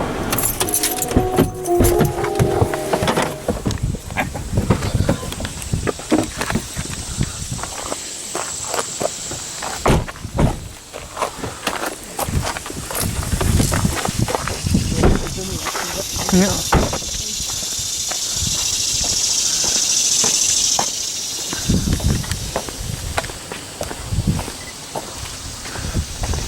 So the green ones, like that next set down, they're made of bronze. They would have been a shiny gold, but you leave them out in the rain, they turn green like the Statue of Liberty. And on the inside, they're smooth. These guys are made of iron, painted black so they don't rust. They've got rifling, which is grooves that twist like a barbershop pole.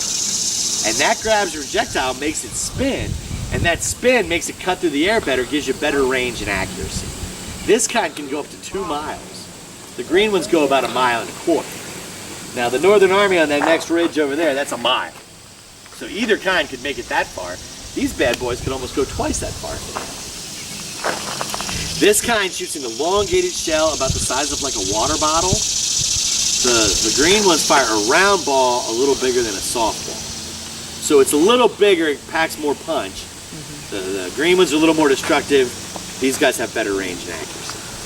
You can shoot a solid shot, you know, that's just a solid piece of metal, mostly against things like buildings, forts, and other guys' cannons. You know, you hit this carriage with a solid piece of metal, you're gonna bust it all to splinters and the cannon's useless. Two kinds that they can shoot explode in the air. And when the cannon goes off, a big jet of fire shoots out the end. That lights a fuse that's on the end of the shell. It burns a certain number of seconds, then it explodes in the air. There's just a white puff of smoke, but the outer wall of the shell breaks apart, and pieces like this bad boy come raining down, hitting guys. Where a solid ball might only hit one guy, those fragments might come down and hit, you know, 5 guys. So it doesn't have the explosive power to like bury into the ground and make a big crater like modern artillery does. You just see this white puff of smoke, but then those pieces would rain down and kill people. They also had this stuff called case shot, which was a hollow ball, but it had a whole bunch of little metal balls inside. When it blows up, even more stuff goes raining down. And that was invented by a guy named Dr. Henry Shrapnel. He just had the idea, hey, put more stuff in there, you have a better chance of hitting things. The thing is though, the shell, because it's hollow, it's lighter, it'll go farther. So max range, you use the hollow shell. When they get a little closer, you give them the case shot or the shrapnel. So those are the two things you fire at guys that are relatively far away. But let's say they get close, within 400 yards, you switch to canister. And imagine a tin can like a coffee can with 27 of these iron balls inside. When the cannon goes off, the coffee can breaks, and those pellets go spreading out in a cone, almost like a giant shotgun blast. And that's solid iron, so it doesn't deform like a lead bullet does. It'll go right through me, it'll go right through the guy behind me, it'll just keep going, because it's going so fast. Yeah. If they get to 200 yards, it's double canister. They're putting 2 cans of pellets per blast, so they're shooting 54 of these. And they describe guys that are like 30 yards away, that they hit them with double canister, they say the guys evaporate. There's nothing left but a mist where they used to be, and it just blows into bits. So this stuff is nasty, especially from the green cannons. Because it's smooth, it's just a perfect cone. The rifles fire a little bit smaller pellet, it's only about this big, and because of the rifling, some of them go off in random directions. Not as predictable. So the green guns are better up close, the black guns are better for far away, but they can all do all 4 of those things that I told you. And that's why you'll see them kind of interspersed for flexibility of firepower. You must still find stuff here. Well, I mean, there's a lot of stuff underground, for sure. But metal detecting is illegal because there's a lot of bodies that were never found. However, whenever the park needs to dig something up for like, they're making new paths or burying electrical lines or something, they have the archaeologists dig, and they do find bullets and stuff all over the place. There's 7 million bullets, 60,000 cannon shells were fired. And then how many of those broke into little pieces, you know what I mean? Like, Oh, yeah. so there's could be hundreds of thousands of those pieces everywhere. So yeah, undoubtedly. Over at Culp's Hill, they dug some earthworks that the North was hiding behind, and they were doing some archaeological work out there. And on the northern side, they found bullets that were undamaged. On the other side, they found flattened bullets that hit the earthworks. You know, so the northern guys, as they were loading, probably dropped a few bullets accidentally, and that's what they found unused. But then the other ones that were used were flat. So I thought that was pretty neat. And they did find stuff down at Devil Den and Little Round Top. They were redoing all the trails and stuff. And the first thing they did was have the archaeologists look at stuff. Let's go out here because there's a real good view out here. Yeah, wow. And this is for everybody from North Carolina. Not just one for you. The war for women.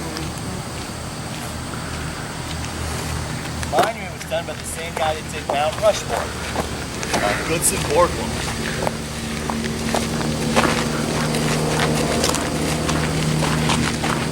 And I'll tell you about the monument in a minute. First, I want to mention some mathematics.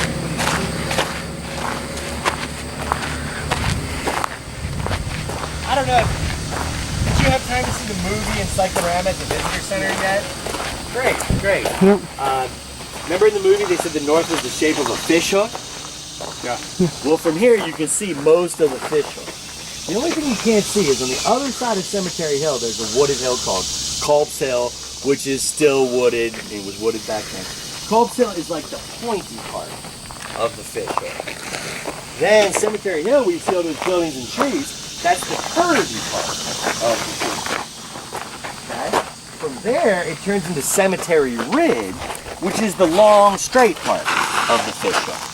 And that starts straight across at those two little white buildings. Okay. Goes down to that tall, pointy one, kind of like the Washington Monument. Then it goes down to the one in the background with the big dome. That's the Pennsylvania Monument. Then it follows that tree line the whole way down to those two hills. Little Round Top is kind of a rocky face. Big Round Top's totally covered with trees and, of course, a little bit bigger. So those two hills down there, that's like the anchor of the fish hook, the Round Tops. So if you're a bird looking down in the north, this is where Meade's got his guys, and he's pretty happy with this. It's a good position. You know, he's got hills on both ends. He's got a ridge up the middle, so it's all higher ground. The road to Washington and Baltimore goes right through the middle of the hook, so you're protecting your supplies and your communications and stuff. From one end to the other, it's 3.5 miles long. But if you cut through the middle, it's only about 1.5 miles. So if you need to shift guys inside the hook, it shouldn't take that long to get help to your friends. You know, all this is good stuff, especially if you're the defender. So Meade, he wants to hold on to this fish hook. Now Lee, he's over here where we are on Seminary Ridge. And like I said, he doesn't want to go straight at Cemetery Hill with all those mass cannons up there. That's a bad idea. So he's going to take a whole bunch of guys, move them down here, try to get around the end, attack it, and collapse it back towards the center. So that's his main attack, is to roll up the long, straight part of the fish hook. But he still has guys left over from day one who go the whole way through the town, whole way around to the other side of Culp's Hill. And so they're in like a giant fish hook around the outside, but the problem is it's 7 miles long and you can't cut through the middle. So it would take a lot longer to shift guys from one end to the other. So what Lee decides to do is he tells all these guys over here to threaten Culp's Hill and Cemetery Hill, because he doesn't want these guys to leave to try to stop that attack over there. But if these guys start packing it up and shifting, these guys will convert their demonstration into a full-on attack, try to wrap around this end and collapse it back towards the center. So if everything went perfectly for Lee, he'd get around both ends of the hook, collapse it in on itself. It'd almost be like Jaws closing on the north, and it would just get crushed. Well, I don't want to give away my whole story ahead of time, but let's just say it's a pretty good plan because it comes like this close.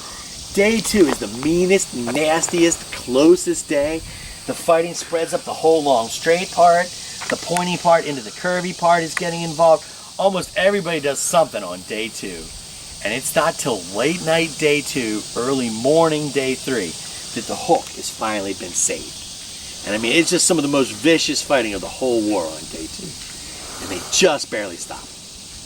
Going into day 3, Lee initially thinks, I'll hit the ends again. You know, it almost worked. He sees how close he got. But he starts getting reports. There's all kinds of extra guys over here. There's all kinds of extra guys down here. Basically, Meade's ready for it. You know, he had to send tons of guys to the ends of his army the day before to stop these massive attacks. So his ends are actually safer now than they were before. But where did all these extra guys come from? You know, they had to come from somewhere. He had to steal guys from the middle to beef up his ends. And when Lee figures that out day 3, he comes up with a new plan.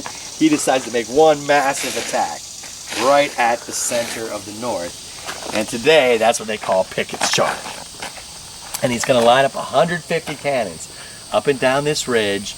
They're going to bombard the center of the North for 2 hours. Then 12,500 guys are going to step out of these woods and straight over towards the center of the North in one massive attack. And North Carolina makes up most of the left half of that attack. So that's why they put their marker right here. We're sort of the left center of the charge. The North Carolina guys would have started where those trees stick out right there, gone through where we are, probably about 300 more yards until you got to the extreme left of the attack. Then, just on the other side of those trees is General Lee with the Virginia Monument. He's right at the center of the charge. Then there's another half a mile of guys going that way until you get to the far right of it. And as they're heading across, if you look at the tall pointy monument, to the left of it there's a group of like about a dozen trees in a bunch with a little teeny pointy monument in front of it. Right. They call that the copse of trees or clump of trees. That was the visual thing they were kind of aiming for on their way across. And we're going to end up over there looking back this way at the very end. And when you're in the world of the cyclorama painting, you were near those trees as well. So, you know, that's Pickett's charge, and you got to see it from both sides. Oh, that's it. Now, a couple other things, though. This field in front of us hasn't always been owned by the park, and it's been graded and flattened a few times over the years. There should be a little more roll to the ground than what you see. Like if you were walking across here, you'd actually disappear, and then, you know, you'd appear and then disappear, and appear and disappear 4 or 5 times on your way across. You wouldn't just be a total sitting duck like it looks today. Now, on the other side of those trees down there, it's unchanged. I'll show you what I'm talking about when we get down there. You can really see the roll. Then, in between us and them, is a road called the Emmitsburg Road. And I can see a whole bunch of cars all heading south on the Emmitsburg Road. Well, that road sits on a slight rise of ground. So it goes right in front of the North, like right here is the Emmitsburg Road. Well, that rise of ground that that road sits on also helps shield the Confederates. In some places, you can't totally see them until they get close to that road. If you follow those cars long enough, they start to disappear behind the little mini ridge. And then so would people. So what I'm driving at is not as flat as it looks. And some people make it sound like Pickett's charge had no chance. I don't necessarily agree with that. I think the biggest problem is the bombardment didn't do as much damage as we thought it would. And the northern guys are they hang pretty tough. He thought they would be so frazzled, it'd be easier to break through when his guys got there. But the north hang is pretty tough, and I think that's a big factor. But, you know, I thought looking across here the first time I got here, they lost half their guys by the time they got to the Gettysburg Road. The more and more I've read, almost 90% of them made it that far. It's from there on where they lost most of their guys. You know, so it's the last 400 yards that do all the damage. Because then you're getting that canister and you're in rifles. You know, the long distance cannonballs, they're not good, but you got to estimate it. You know, are those guys way across that field? Are they 1,000 yards away, or are they 1,100 yards away? You know, it's pretty hard to tell. And they're a moving target, it's smoky, and then there's that roll, and they're disappearing.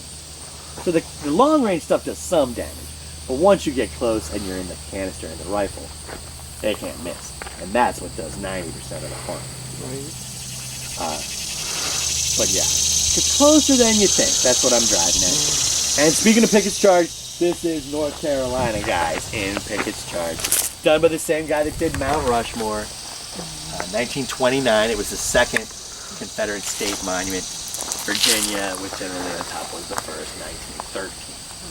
So all the northern ones went up in the 1800s, the southern ones more 1900s. I like there's a guy on the other side there is the commander. He's been hit, but he's still telling this guy he's gone, even though he's gone down. Oh, okay, yeah. They're leaning forward like they're walking into a storm, but it's the hail of bullets. Oh. You know? And the guy with the flag is super important because that's how you control your guy. You know, when the flag goes forward, everybody goes forward. When the flag goes back, everybody goes back. Because the commander, he can't shout orders to 300 guys and expect them to hear what he's saying. So he only really has to tell the guy with the flag what to do. But the other side knows all this, so they're going to try to shoot the guy with the flag. Right. So there's always a team, the color guard, guarding the colors. He goes down, one of them has to take him. But talk about a rough job.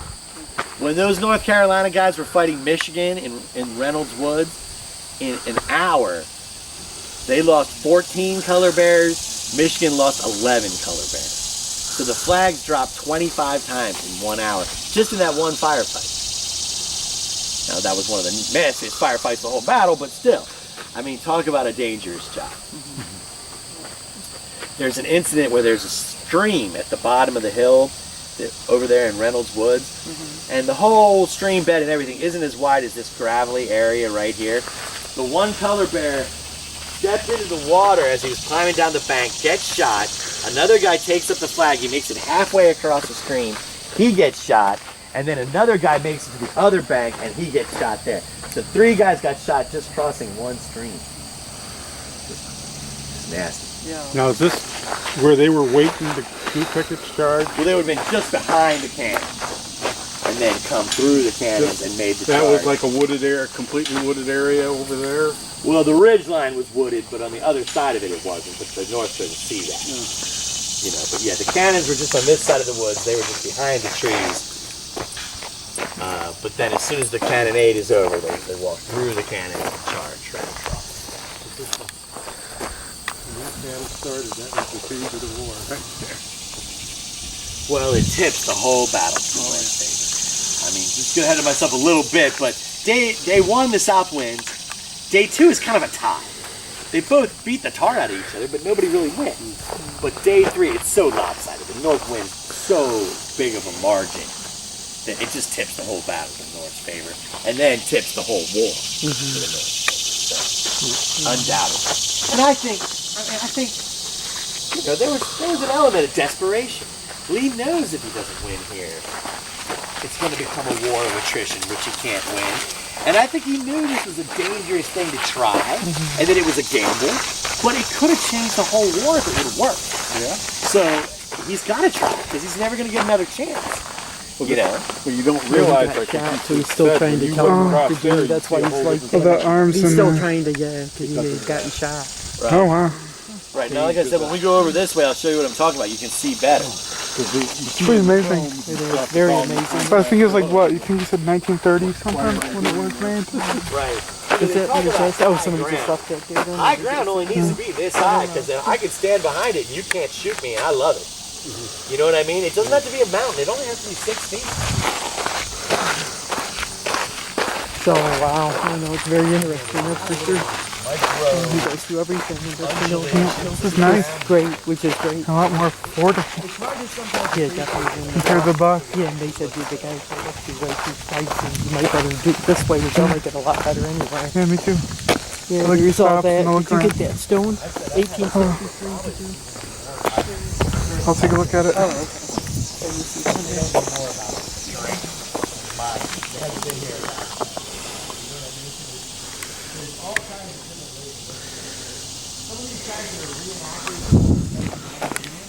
They know more about that one movie than I do. There's 400 different regiments. I can't memorize everything about all 400 of them. Oh, yeah.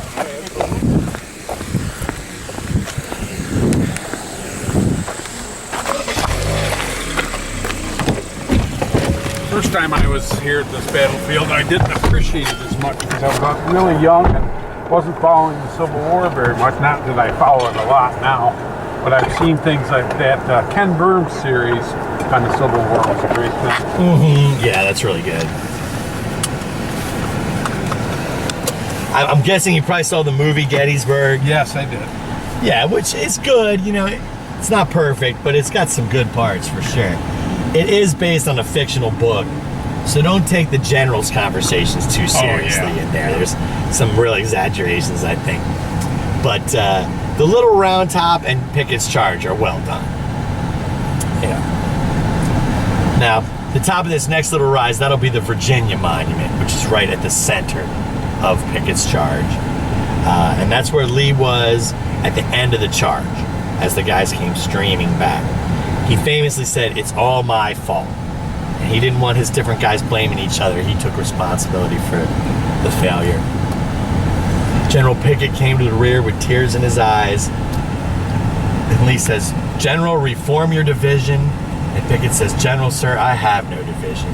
And just keeps walking to the rear with tears in his eyes. His division was that wrecked. Jeez. So that would have all taken place up here where we'll see the monument in just a second. There's also a lot of cool symbolism. Lee's statue looks straight over at Meade's statue. And the two generals are 1 mile apart, right across the middle of Pickett's Charge. Lee is on a slightly higher base, Meade is on a slightly higher ridge, so they're the same height right across the field. Really neat how they set that up. It was neat. They say this is one of the most accurate statues of General Lee that anybody ever did. His family was really impressed. The guy even studied horses that were similar to Lee's horse Traveler, trying to keep that accurate. And the guys on the bottom represent Virginians of all walks of life. But kind of follow this fence across the field. It takes you right to Meade. He's kind of centered between two single trees over there. It's kind of hard to see because of the haze, but do you see him? In 2 trees. Oh, I see 2 trees. I see. Yeah, the fence line kind of takes you right to him. I can see him stick him up so between 2 single trees. Look at that fence line. See how it disappears down to the ground like 3 or 4 times? Yeah. If you were standing next to it, you'd disappear too. Wow. And out here, they mow some paths across where some of Pickett's guys cross. That car is passing me now. You can walk across where they mow these paths. Sometimes you're so low you can't see the top of the clump of trees. So if you can't see the top of that tree, there's no way you could see a guy at ground level, you know. So it shows it's not as flat as it looks. Oh, also talking about that mini ridge, if you look at the Pennsylvania Monument over there, the one with the big dome, you can't see the bottom of it. That's because the mini ridge in between is blocking your view at the road. And that's going to be important because that road, that mini ridge gets bigger as we go south, and that's going to be important on day 2. But, you know, some of the people today, especially in more modern shows, they really criticize Lee. And you hear these things like, "Oh, anybody can see that's not going to work. Why would he do that?" Well, that's easy to say when you know what happens. You know what I mean? Yeah. I think it's a whole nother deal if you were him in his shoes. And I think he knows this could be his last chance to change the whole war. He's never going to get it again. I think he knows it's a gamble, but he thinks it's worth the risk. Because if he doesn't win here, it's going to turn into a war of attrition. And in 1864 and 1865, that's what happens. The North just pounds away at Lee day after day after day. In some of those later battles, the North loses twice as many guys as the South does. But the North has 3 times as many guys to begin with. They just keep sending in more, and Lee can't get more guys, and they grind him down to nothing. So if he would have done Pickett's Charge, let's say they lose 6,500 out of those 12,500 attackers. He could have taken over 6,000 guys back to Virginia with him. But in the long run, he'd have lost those guys eventually anyways. But if those guys would have snapped the Northern Army on July 3rd, 1863, it could have changed everything. So I think if you're Lee, you gotta try. You know, He gambles in every battle he's in. He's always outnumbered. He always takes risks. In every battle of the Civil War, he only really loses once. Here. Every other time, he either fights the North to a stalemate or he wins. And sometimes the North has twice as many guys as he does on the field. So the guy's no fool. I think his luck just ran out here at Gettysburg. You know, I mean, I don't agree with the guys politically in any way, shape, or form, but I can't say he's a bad general. The guy knew what he was doing, you know, and he didn't have as many resources. Imagine if he'd not decided to go with Virginia and stayed with and commanded the Union. He probably would have. Imagine how long the war probably wouldn't have lasted that long. Yeah, you know, it's hard to say. I mean, and as it is, besides maybe George Washington and Thomas Jefferson, he's probably maybe the most beloved person in Virginia's history.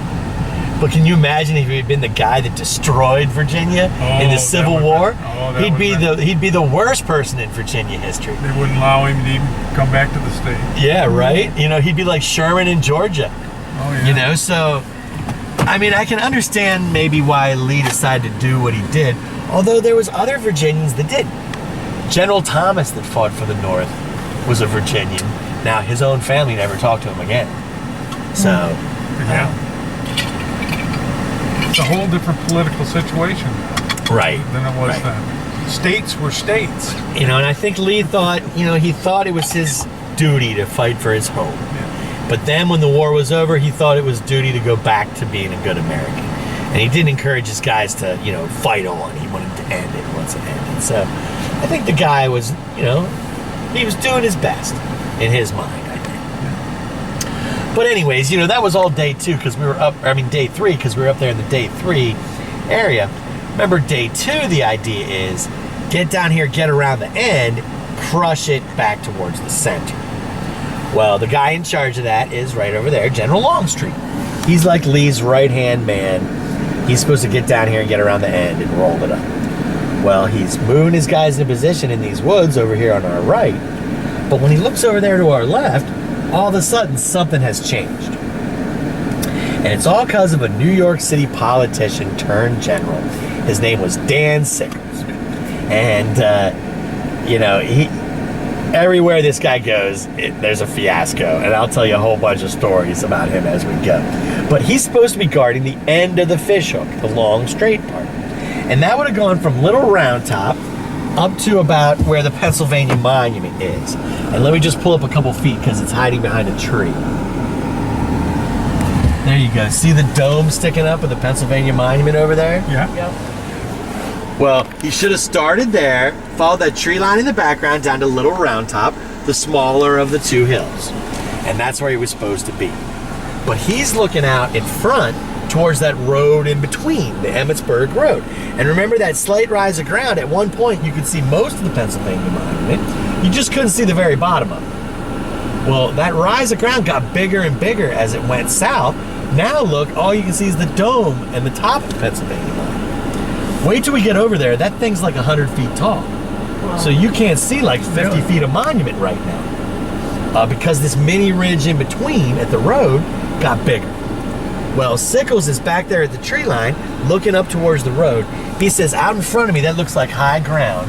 I better move my guys out to the road and seize this high ground. So without telling General Meade, he just moves his guys out in front of where they're supposed to be. And in a single swipe, messes everybody up. I mean, it totally messes up Meade because Meade thinks his guys are on the fishhook and all of a sudden they're not and nobody told him. Not good.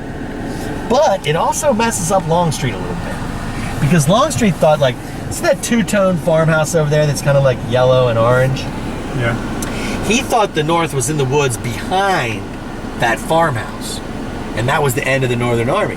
Well, now they're at that farm, and there's guys even going to the right of that farm. Just across the street is an intersection and a peach orchard right over there. He's got guys in that peach orchard, and he's got guys beyond it. So if you're Longstreet, you're not actually around the end yet.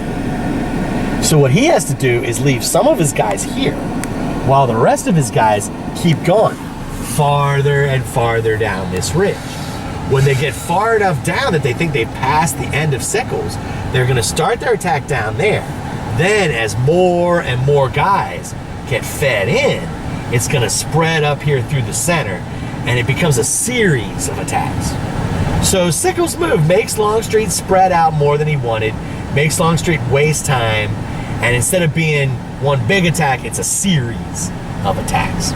So he does throw off Longstreet some, but he throws Meade off even more, and I'll be getting into that in a little bit. But before I do, I want to show you a couple interesting monuments. Right here is Louisiana, and she's got a flaming cannonball in her hand, and she's hovering over a dead cannoneer from Louisiana. She's the patron saint of the artillery. And on day 3, that big bombardment before Pickett's charge, Louisiana fires the first shot. So that's why they picked artillery theme for their monument. I don't know who modeled for that statue, but I'm not gonna mess with her, man. She's got some muscles. Oh yeah. She's ripped. Same artist that did that one also did, I'll let this guy pass me, also did this next one coming up, Mississippi. And I think this one does a good job of just showing the ferocity of the attacks of day 2. When the attack spreads up to here, some Mississippians under General Barksdale are unleashed, and they attack straight over towards the peach orchard, and they break through over the peach orchard. They actually broke through the northern lines several times before northern reinforcements finally stopped these guys. So that hand-to-hand combat scene could have happened multiple times just among the Mississippians, and it happens on day 2 at a dozen different spots. And day 2 is the meanest, nastiest, closest day of this battle.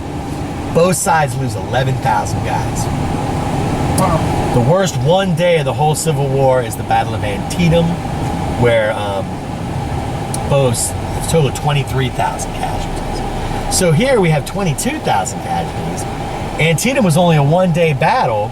You know, we've got day 1 and day 3 just lumped on top of it. So it ends up blowing Antietam out of the water in the Marmara. Now, just over to our left is the peach orchard. But what we'll do, we'll go down here a little ways. I'll show you where the rest of the Confederates are. Then I'll go show you where Sickles moved out to at that peach orchard. And I'll show you some pros and some cons, let's put it that way. But this is where the guys kept deploying as more and more guys are spreading down this ridge. Over to your right is a farm, the Eisenhower farm. Oh, really? After World War II, Eisenhower bought this farm and lived here after World War II. It was the only property he ever owned because he lived on military bases his whole life up to that point. And he lived there while he was president and after he was president. Georgia State Monument, and then coming up on the right, South Carolina, excuse me, South Carolina. And I think Eisenhower is very interesting. Well, actually, before I get into that, I'll just show you this monument here. It says that South Carolina basically came here and they fought for states' rights. And I would say this is one of the monuments that maybe could use a little plaque with some explanation to it. Because that was what they called the lost cause mythology. Slavery had nothing to do with it. It was all about states' rights. And they put this monument up during the Civil Rights Movement in the 1960s. Governor Wallace dedicated the monument. And that's what they're trying to say, that slavery had nothing to do with it. I think maybe they should have a plaque explaining the history of how that monument got put there, because it's a little in your face. And of course, the South Carolinians started the war, so they don't apologize for anything, you know. Oh, but Eisenhower, what interests me about him is I like to think about Meade and Eisenhower.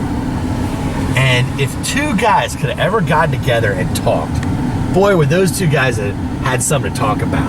Because you want to talk about two guys in our history that had a ton of pressure on them. It's hard to think of two guys that had more pressure on them than Meade and Ike. You know, Meade is given the job 3 days before the biggest battle ever fought in North America. If he had messed up, the South might have won the Civil War, and we wouldn't even be one country anymore. You know what I mean? And he's got all that dumped on him.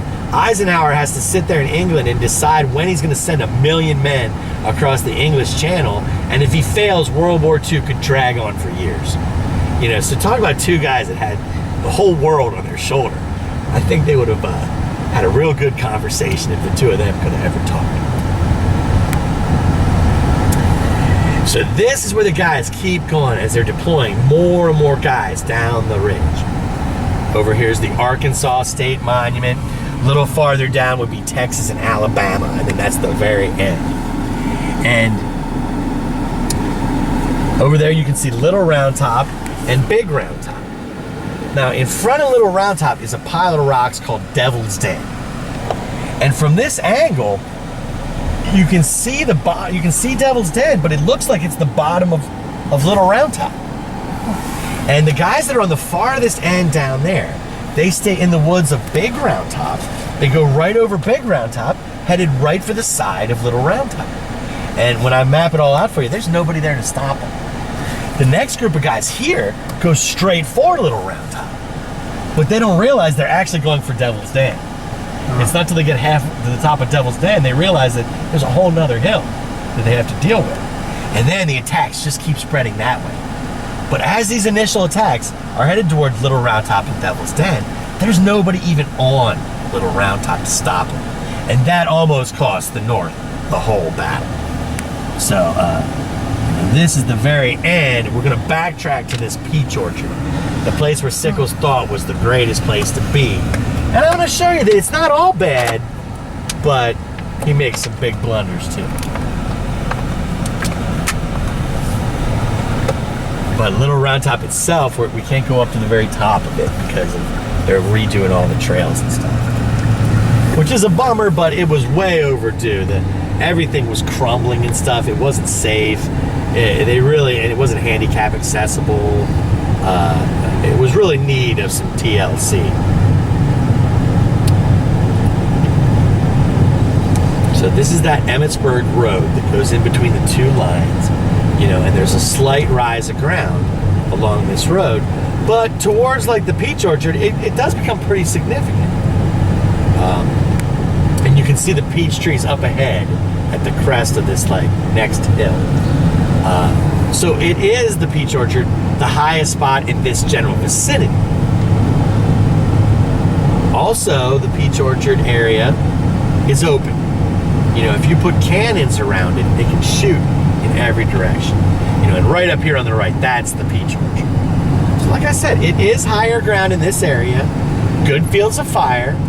By moving out to the peach orchard, you made your foe, General Longstreet, change his plans, you know, alter his plan.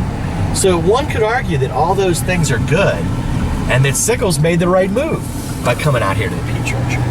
And Sickles argues that starting on the day that Meade dies, and then for the rest of his life, he pretends to bash Meade and say that he did the right thing. And the reason he waited till Meade dies is the number one problem is he didn't tell Meade what he was doing. You just can't run an army where one commander does what he feels like and blows off the main general. You know, that's not cool. So that's problem number one. He doesn't tell Meade what he's doing. But there's a couple other problems with this peach orchard. And let's get out here. We'll walk over to this higher spot on our left, and you can really see what some of these issues are.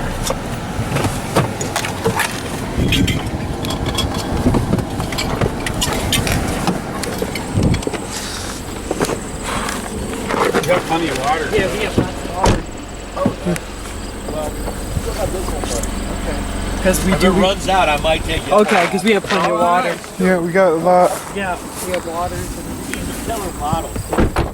They keep it cold. Like, I left one at work one time on a Friday, and on Sunday morning it still had ice in it. This is a little. You want to use the steps. This is a way fine.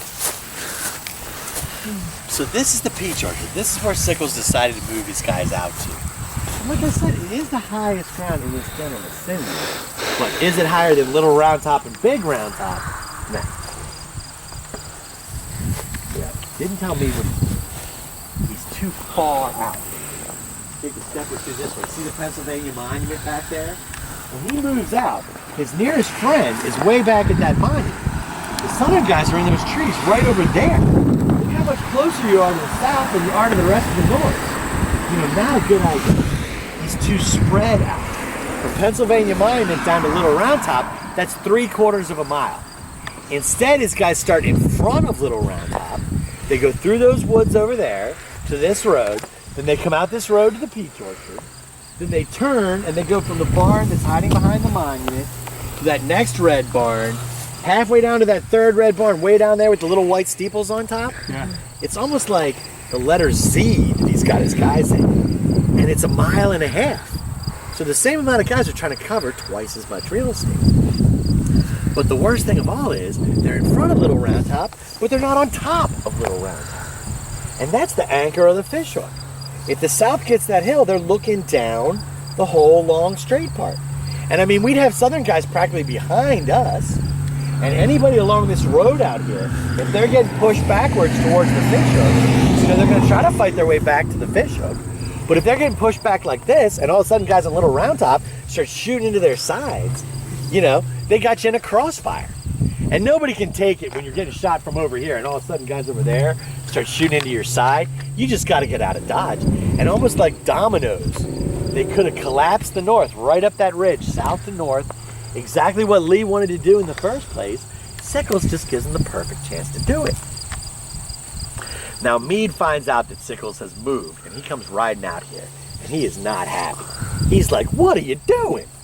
Sickles says, "Well, I thought this was high ground, so I moved my guys out to the high ground." Supposedly Meade pointed the mountain range out there 8 miles away and says, "Well, that's high ground too. Why'd you stop here? If you're going to go west every time you see a hill, the next thing you know it, you're going to be in the Colorado or someplace." Well, we don't know exactly what he said, but they had a heated discussion. That's what the guy that was watching him says. And that's Civil War 4. There was a bunch of swear words flying. He's just not going to put them in his diary. You know what I mean? So Meade's hot, and he's tearing into Sickles. And Sickles says, "Do you want me to move my guys back, sir?" Meade says, "I wish to God you could. They won't let you.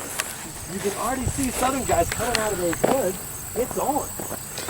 You know, and all Meade can really do is grab guys from other parts of the fishhook, rush them down to this end.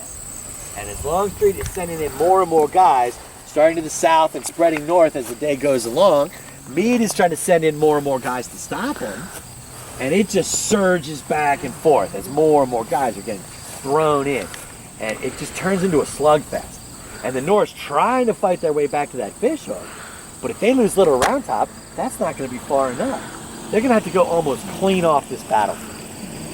The other thing is just behind Little Round Top is the Taneytown Road, the road to Washington. So if they could cut that road, that would only leave the North with one road. You can't get 90,000 guys out of Gettysburg on one road. So if the South could beat the North and cut one of those two roads, they could gobble up half the Northern Army before it could escape. So that would be real bad. Now, needless to say, I'll tell you what's going to happen down there. That becomes super important. But after that first attack, it just keeps spreading up here through the middle. And as more and more guys get fed in, both sides, you know, are throwing in more and more guys. The North's trying to get back to that fishhook, but if they lose Little Round Top, they're going to have to go right off the field. So that becomes super critical, and of course we're going to head down that way real soon and see what happens. But in through here is a lot of this just fish is fighting. Peach orchard, we're going to see the wheat field right over there, Devil's Den, just nasty fighting on day 2. Now, see that barn back there? It's got like 3 holes, like the eyes and the nose almost of a face. The nose hole is a cannonball hole. And we'll drive by that later. I'll get you a closer view. But General Sickles was on his horse by that barn, and a cannonball comes by and clips off his leg. So that ends his military career. I think Meade wanted to court-martial him, but he doesn't have to. The cannonball does the job. But, you know, Sickles really messes up, in my opinion. And it's because he wasn't a professional general. All these other guys went to West Point, and they knew how to study the terrain and stuff. Maybe we should get out of here. A lot of bees. I don't know where they came from. Yeah, a lot of them. But, you know, all these other guys, one of the big things they study is how to survey the terrain. And really, Sickles was so fixated on what was straight ahead of him, he wasn't looking over to his left. And he should have seen it. He never went down there. I figured he'd have gone down there and left the guy. Okay, all those bees are off. There you go.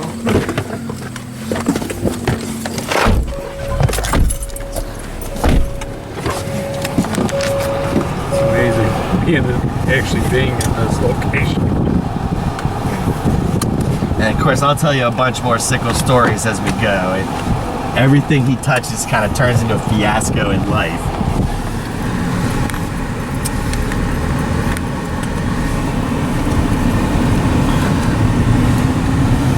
Now, not this set, but a little farther down the road, there's going to be another set of green cannons coming up. They were some guys from Massachusetts.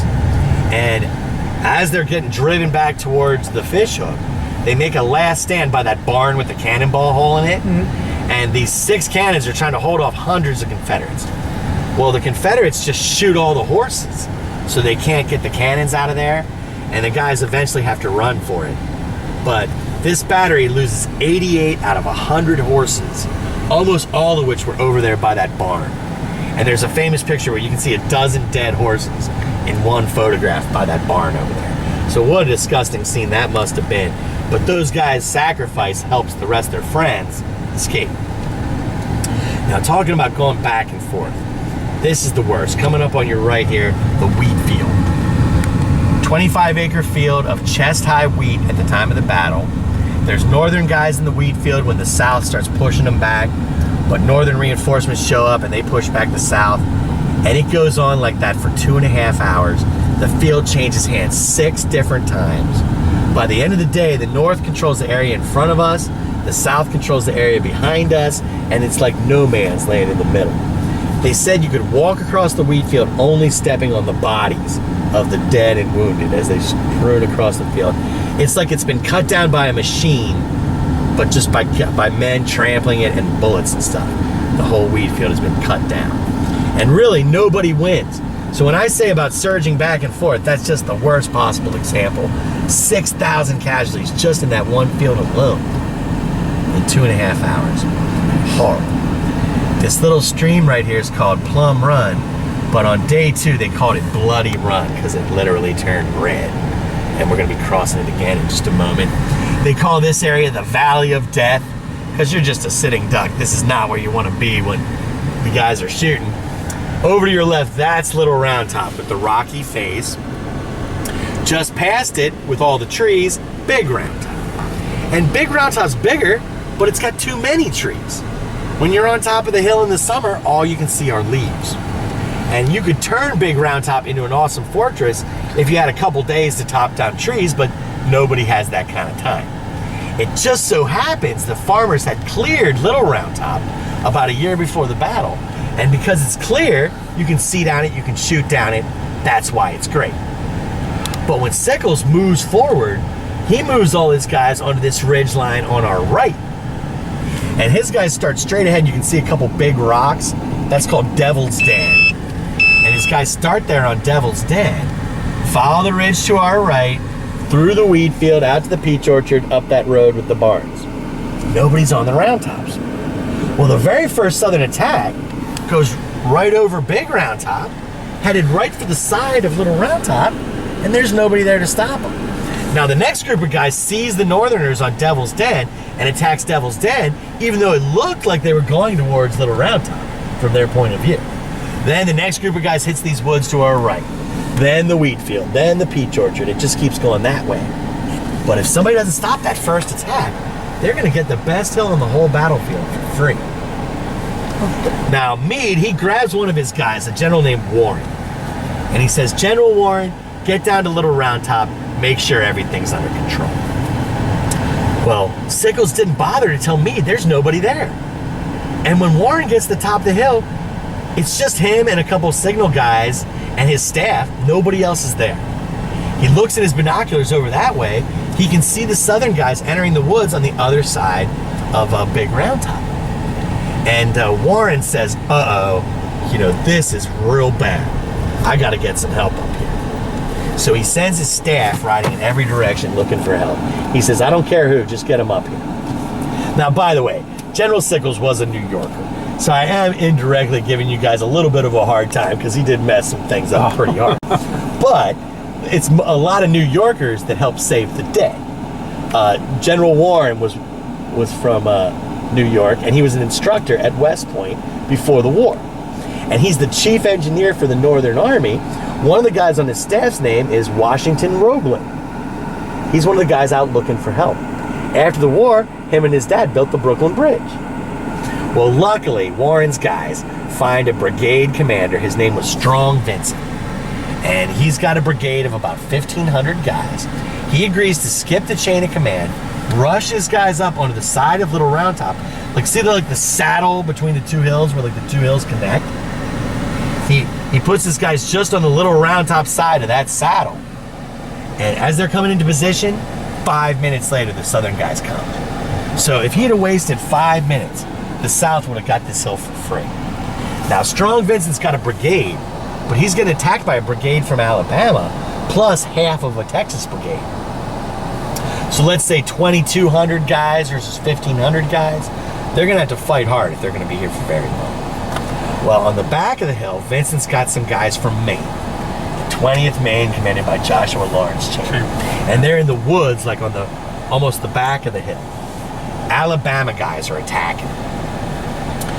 First several attacks, they managed to push back the Alabamans. But since Chamberlain's on the end of the line, they try to spread out and get around him. You know, so they could almost shoot into his side and almost shoot into his guys from behind. But he can't let that happen. So instead of being 2 guys deep, he doubles the length of his line, makes him only 1 guy deep, but bends it back. So his line ends up being in the shape of a V. Half the guys are shooting one way, half the guys are shooting the other, and that keeps the South from getting around him. But now the South's coming at him 2 guys deep. His defense is only 1 guy deep. Well, they managed to stop several Confederate attacks, 5 different assaults. It's hand-to-hand combat a couple times. After the 5th assault, Alabama reforms, and they're getting ready to make their 6th try. Maine's out of bullets. And they tell Chamberlain, what are we going to do? There's no ammo left. Well, he can't retreat. He's been ordered to hold at all hazards. But he can't just stand there with no bullets. So he figures there's only one choice. You got to go forward. He tells his guys to fix bayonets. And as the Alabamans try to move up the hill, the Maine guys charge. And those guys that were bent back charge first, and they pivot like a door swing. When they come in line with everybody else joins in, and even like a bigger door swinging. They sweep the back of the hill, and they sweep the side of the hill, and it's just too much for those Alabama guys. They're tired, they're running out of steam. When these guys come screaming down a hill with 18-inch knife on the end of the gun, you're not going to debate that guy about whether or not his gun is loaded. You know what I mean? You're either going to get out of Dodge or you're getting stabbed, or you better surrender. You know, if you shoot one of them, you know his friend is going to run you through for vengeance. And it's just too much for these Alabamians. They get forced back up Big Round Top. And Maine saved the day on the back of the hill. And that's a very famous story, you know, because of the movie and the famous book, The Killer Angels, that the movie was based on. Yeah. But actually, it took 2 bayonet charges to save Little Round Top. The second one was done by New York. And around the front of the hill, you know, he's got his guys on the side of the hill in those woods where the 2 hills connect. But he doesn't have enough guys to cover the whole face of the hill. Well, guys from Texas start coming out of these woods at the bottom of Big Round Top, and they start wrapping around the end of some Michigan guys that were the very end of Vincent's line up there. Well, Vincent runs down and he's standing on a boulder trying to rally the Michigan guys. He gets hit in the chest. He goes down mortally wounded. So if they don't get some help up there, Texas is going to roll right up over the top of the hill. It's not going to matter what happens on the back of the hill. Well, luckily, General Warren from New York was still around. And after all his men went looking for help, he's just standing there like, I can't just stand here doing nothing. I'm going to go look for help, too. So he jumps on his horse. He finds a guy from Rochester, New York, named O'Rourke.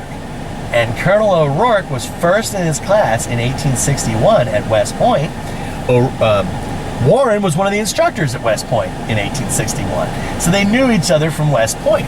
And when Warren comes up and says there's going to be this major disaster, he needs help, O'Rourke decides to skip the chain of command. He knows Warren's a smart guy, and rush his guys up. And his guys come running up the back of the hill, and they're in a column 4 guys wide. and they're literally running. They haven't even had time to load their guns. And as they're coming over the crest of the hill, O'Rourke's leading them, and he sees that Michigan's getting overwhelmed by those Texans. And they need his help like right this second. But he doesn't have all his guys. There's only like 60 guys right behind him. The rest of them are still spread out down the back of the hill, you know, and their guns aren't loaded. He says, doesn't matter, whips out his sword, tells those guys to fix bayonets. He personally leads a counterattack, and they manage to save the day, but he gets killed in that charge. So today, not as many people know about Patty O'Rourke and Strong Vincent because they never lived to tell their story. But it actually took 2 bayonet charges to save Little Round Top. Now, after that happens, the rest of O'Rourke's guys continue to show up, and then even more guys show up, and they start filling in the whole top of Little Round Top. They even manhandled some cannons up there. Well, now that you've got more guys, the hill is starting to become safe. Well, what that means is all these other guys out here have a chance to fight their way back to the fishhook now. I mean, imagine if you're on the top of this ridge and guys are attacking you from the other side, and all of a sudden guys up there start shooting you in the back.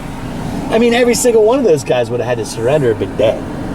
You know, and all those guys along that road would have been fighting their way backwards and had guys shooting into their sides at the same time. And it would have just been a disaster. Now, once the North holds it, it gives all these guys hope. And long story short, they do fight their way back to the fishhook, but it just takes some of the nastiest fighting of this whole war to make it happen. So that's where we're going now. We're going to go through Devil's Den, the wheat field, see some of these really nasty places where day 2 goes down. And they just redid all the paths in Little Round Top, Devil's Den. That's going to reopen in a month or 2, but almost a year till they're finished with Little Round Top. They call the area to the left the Slaughter Pen, to the right Devil's Den. Many of the famous pictures you've probably seen of dead bodies laying on rocks were all taken down in through here. And you know, what a nasty place to try to fight. You couldn't maneuver your men.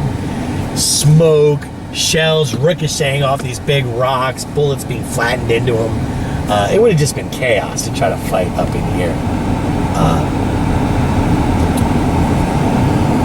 And there's nasty fighting. Eventually the North does fight their way back to Little Round Top, but really heavy fighting in the meantime. Straight ahead there's a rock, looks like an elephant, or elephant head, depending on how you look at it. Up here around the bend, there's a famous picture was taken of a dead sharpshooter. And you can see in the position that it was the perfect place for sharpshooting. They stacked rocks they could hide and shoot up at Little Round Top. But they examined the picture in more detail and they figured out the guy actually drugged the body there and staged the photo. Because there's another photo of the same body near a boring rock somewhere else. See right up in there? See how they had the rocks piled up? The foliage is a little high, but you can see it was a great place for a picture. But the guy actually dragged a dead body into there. This big tree at the top here is most likely a witness tree. Would have just been a sapling during the battle, but it's massive now. And up here on Devil's Den, some of the heavy fighting is done by some New Yorkers. And there's a really good story about these guys up ahead. The 124th New York, or the Orange Blossoms, because they're from Orange County, New York. And their colonel was a guy named Van Horn Ellis. And during the fighting, he stood on that rock with his arms crossed, cool as a cucumber, as bullets are flying right past his head. You know, and that's how they inspired their men back then, by showing that they weren't scared, you know, being cool and collected in a battle. And you know, his men are to our left, and the Confederates are coming up the ridge to our left. And his second in command was a guy named Major Cromwell. And Major Cromwell says, we should counterattack, we should counterattack. And Ellis says, not yet, not yet. And when the Confederates are almost to the top of this ridge, he says, Major, the men must see us today. And him and Cromwell mount up on their horses and personally lead the counterattack. They push the Confederates almost down to the bottom of the hill, but then Confederate reinforcements slam into them. A whole bunch of Georgians under General Benning, like Fort Benning, Georgia. Him and Cromwell were both killed. I just think that is an awesome monument, though, to see, you know, him being cool and collected under pressure. He was a ship's captain before the war. He was offered a promotion to be the commander of the Hawaiian Navy, and then he found out they didn't actually have any ships, so he decided to get into the infantry instead of the Navy. Now these woods kind of connect Devil's Den to the wheat field, but remember they were a whole lot sparser, so you could see and shoot through here. So all the fighting in Devil's Den and the wheat field is spilling into these woods as well. And there's a real interesting monument coming up in just a second, back in the woods on our right. It's made out of the boulders from the battlefield, the 5th New Hampshire. And their colonel was a guy named Cross, but he was promoted to command their brigade. But Cross is killed right at that spot, and they make the monument out of the actual boulders right where he died. And they even carved their clover leaf into the center. That's been hiding behind some leaves, but see, they even carved their clover leaf right in the center of the boulder. Oh, that's neat. And it's an interesting story because, like I said, he was not commanding that regiment, he was commanding their brigade. And normally when you get promoted to command a brigade, they give you you become a brigadier general. So he was due for a promotion. And before he went into battle, his commander, General Hancock, rode by, and he said, "Cross, you'll get your general star today for sure." Cross says, "No, sir, this is going to be my last battle." And normally when there's a battle, he wears a red bandana. Today he's wearing a black bandana on his head. Well, he leads his guys through the wheat field into these woods, and he got killed right at that spot. And I thought that was pretty eerie that the guy knew he was going to die. But when I did a little more looking into it, he got hit 12 times in earlier battles before this battle. So the amazing thing wasn't that he knew he was going to die. The amazing thing is that he lived as long as he lived. The poor guy was just a magnet for bullets and must have got hit almost every single battle. So it's just amazing he lived as long as he lived. Yeah. Now, we're right in the center of the wheat field. You know, like I said, it changes hands 6 times. During one of those phases, see this marker over here with the triangular top? Those are some guys from Michigan. And the Michigan guys are pushing back Confederates into those woods on our left. But they don't know it. Confederates have taken over this hill ahead of us, this wooded hill. They call it the Stony Hill. Well, so they're attacking this way, and all of a sudden Confederates come out of the woods and slam into their side. Their colonel was a guy named Hayward Jeffords. At the beginning of the war, the ladies from their hometown, Dearborn, Michigan, made a Michigan state flag for them and presented it to Colonel Jeffords. He vowed to defend the flag with his life. Well, when the Confederates come out of those woods, they slam into the side of these Michigan guys. They grab the flag. Jeffords whips out his sword, runs over there, kills one of the Confederates, grabs the flag, but other Confederates bayonet him multiple times. His men rush in there, they get the flag, and they get Jeffords' body out of there, but it's the highest ranking guy killed in the entire Civil War with a bayonet. You know, you usually don't bayonet a colonel. If you can catch a colonel, you capture it. But Colonel Jeffords, he got into it hand to hand and was killed right there. Now, there's a funny story. There was a Confederate general that was in his late 60s. Smith, Extra Billy Smith, they called him. And instead of a sword, he carried a parasol to keep the sun off his head. And his men asked him one time, "Well, what are you going to do if you actually need your sword?" He said, "If I need my sword, we're in big trouble." When a 68-year-old guy is going to get into sword fights, I think you already lost, you know. Now here is the Irish Brigade. New Yorkers, 63rd, 69th, and 88th New York. So that's what those numbers are. They got the Celtic Cross, they've got the Irish Wolfhound on their monument. Of course, they have the clover leaf because they're in the 2nd Corps. Now, all the Irish guys are in the 2nd Corps, but not everybody in the 2nd Corps is Irish. You know, like there's a clover leaf right there. Those guys aren't Irish, but these guys are. Also in the Iron Brigade was a regiment from Philadelphia and a regiment from Boston, and their markers are right up around the corner. I'll show you those in a minute. But I think one of the most beautiful monuments on the field, just really great monument.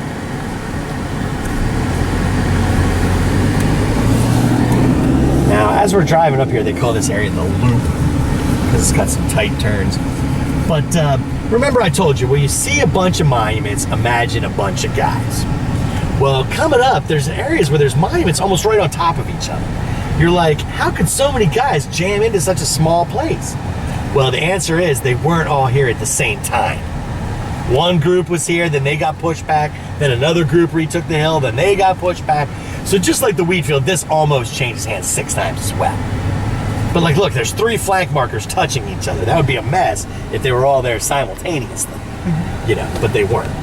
So this area can be a little confusing just because there's so many phases. Now on your right with the eagle, that's Massachusetts Irish guys. And on our left is the Philadelphia, Pennsylvania, Massachusetts, or the Irish guys. And I really like this monument because it's got an interesting story. The hill had already changed hands a couple times, and the Irish guys retake the hill. Well, there's a dead Pennsylvanian laying by a fence from the earlier fighting. And the colonel of these Irish guys, his name was Clare Mulholland. He sees this young dead kid from Pennsylvania, and he's got almost a smile on his face. Like, he looks like he's content, even though he's dead. And the image of this kid just stayed in Mulholland's head the rest of his life. He'd see it in his dreams. Well, when they went to put up the monument, he proposed that be the design of the monument.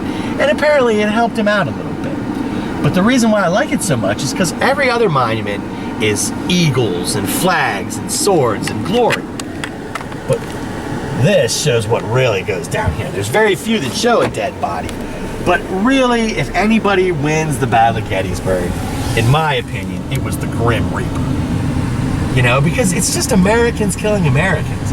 So no matter who wins, we all kind of pretty amazing. But what about Strong Vincent? What about Patty O'Rourke? They were pretty smart guys. If they'd have lived, maybe they'd have done something amazing too. You know? Yeah. So it's to me, it's all about lost potential. You know, and a civil war is like the worst because nobody ever really wins. You're just Americans killing Americans. We get a decent amount of Amish tourists here, which I thought was kind of strange. Like, they're pacifists. What do they care about a war? So one day I did a tour and I asked the oldest guy I could tell was kind of the leader. I said, if you guys are pacifists, why do you tour the battlefield? He said, we want to teach our kids how dumb war is. And I thought, you know, that's about the deepest thing I've ever heard. You're absolutely right. Because the Civil War is kind of the dumbest war of all. Because if people could just learn how to talk, it shouldn't have had to happen. Now we're backtracking through some of, out by the peach orchard where Sickles guys are. And I'll tell you a few Sickles stories while we're at it. Everything this guy touches in life is a fiasco. Gettysburg is just one of many. His wife was having an affair with a guy named Barton Scott Key before the war, Francis Scott Key's son. And he finds out about it, and Barton Key would stand in Lafayette Square across from the White House, that's near where Sickles' house was, and he'd wave a hanky, and Mrs. Sickles would come out and meet him. Sickles finds out about it, sees this guy out in the park with his hanky, grabs a couple pistols, goes out there and guns the guy down in front of a whole bunch of witnesses. And Barton Key is unarmed. Well, they charge him with murder, and he hires the 6 most powerful lawyers in the country. It's like OJ's dream team lawyers. And they got him off. They said it was temporary insanity. He was the first American ever acquitted of a murder because of temporary insanity. Well, it ruined his political career. Not because he killed a guy, because he took his wife back. That was considered a bigger scandal than the shooting. So he sees the army as his way to get famous again. And he uses political connections to rapidly rise through the ranks of the generals. In my opinion, too fast. Everybody else that commands a corps or a really large unit like that went to West Point on both sides except him. And he shows it. Now, after the war, he gets back into politics. And later in life, he's on the New York State Monument Commission. And this monument straight ahead of us was his first command. It was called the Excelsior Brigade, because New York is the Excelsior State. And it had 5 regiments for the five pillars for the 5 regiments of the brigade. Well, it looks like there should be a bust of someone in the middle of that monument, doesn't it? Mm-hmm. There's not. Well, Sickles was on the Monument Commission, putting up these monuments, and money starts to disappear from the monument fund. They sent the sheriff to arrest Sickles for embezzlement, and the sheriff refused to arrest a 90-year-old one-legged war veteran. So his friends kicked in money, they paid back the missing funds, no charges were ever pressed, but guess what? He never got his monument either. So the guy may have stolen the money for his own statue. I mean, you can't make that up. You know what I mean? And these are just a couple things. Now, some of the guys that were in Sickles' Excelsior Brigade were from the Fire Department of New York. That's that monument out there in front. See, it's a fireman and a soldier to show their two walks of life. So that's the FDNY monument right there. Pretty cool. But yeah, it's just one thing after another with this guy. And you know, his wife, he can't complain about his wife either. Because, you know, his big friend that promotes him is the general who's in charge before Meade, General Hooker. And there were so many prostitutes following Hooker's headquarters around. That's why they call them hookers now. Because of that. I'm serious. Oh my God. So, you know, he can't talk about his wife and infidelity. You know, he was way worse. But yeah, everywhere this guy goes is a fiasco. He did do one thing right.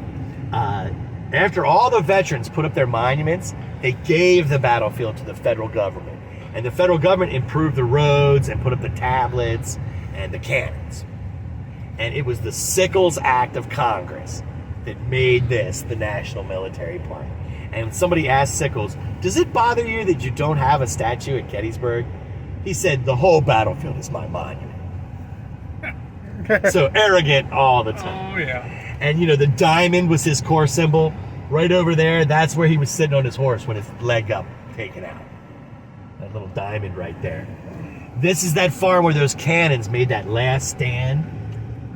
And, of course, there's the close-up look at your cannonball hole. And right here is the picture where there's just dead horses all over the place by this barn. 88 out of 100 horses killed in this general vicinity. What a mess this place must have been. Oh. And there's another marker for those same cannons to show their second position. And there's another really interesting story about these guys, too. The bugler for these artillerymen was named Charles Whitelaw Reed. And he was a really good artist, and he did a lot of sketches of cannons that you see in a lot of your Civil War books. You see C.W. Reed by a drawing of cannons. So that was the guy from this unit. And he was the bugler. His commander, Captain Bigelow, got shot. And Reed puts Bigelow over the back of a horse and starts walking him to the rear, one of the few living horses at this point. And he's trying to get away, but Confederates are following him. And they're not too far behind him. Well, a couple hundred yards ahead of us on the left, in the middle of this field, the North throws together another hastily, thrown together line of about 10 cannons. And right out there, you can see 2 cannons and a marker. That's hiding behind a tree, but now I can see him again. They had about 10 cannons there. And Reed and Bigelow are heading towards these cannons. Confederates are catching up to them. They want to fire a canister at the Confederates. But they're afraid they're going to hit Bigelow and Reed and take him out with friendly fire. He waves them on, tells them to go ahead, fire those golf ball-sized piece of metal right past his head at the guys right behind him. And luckily doesn't get killed by friendly fire, saves his commander's life, and gets the Medal of Honor. But it's moves like that that help these guys fight their way back to the hook. And guys are doing bayonet charges with unloaded guns. Guys are almost getting killed trying to hold on to the last second. I mean, some really gutsy moves, and that's how close, day 2 is.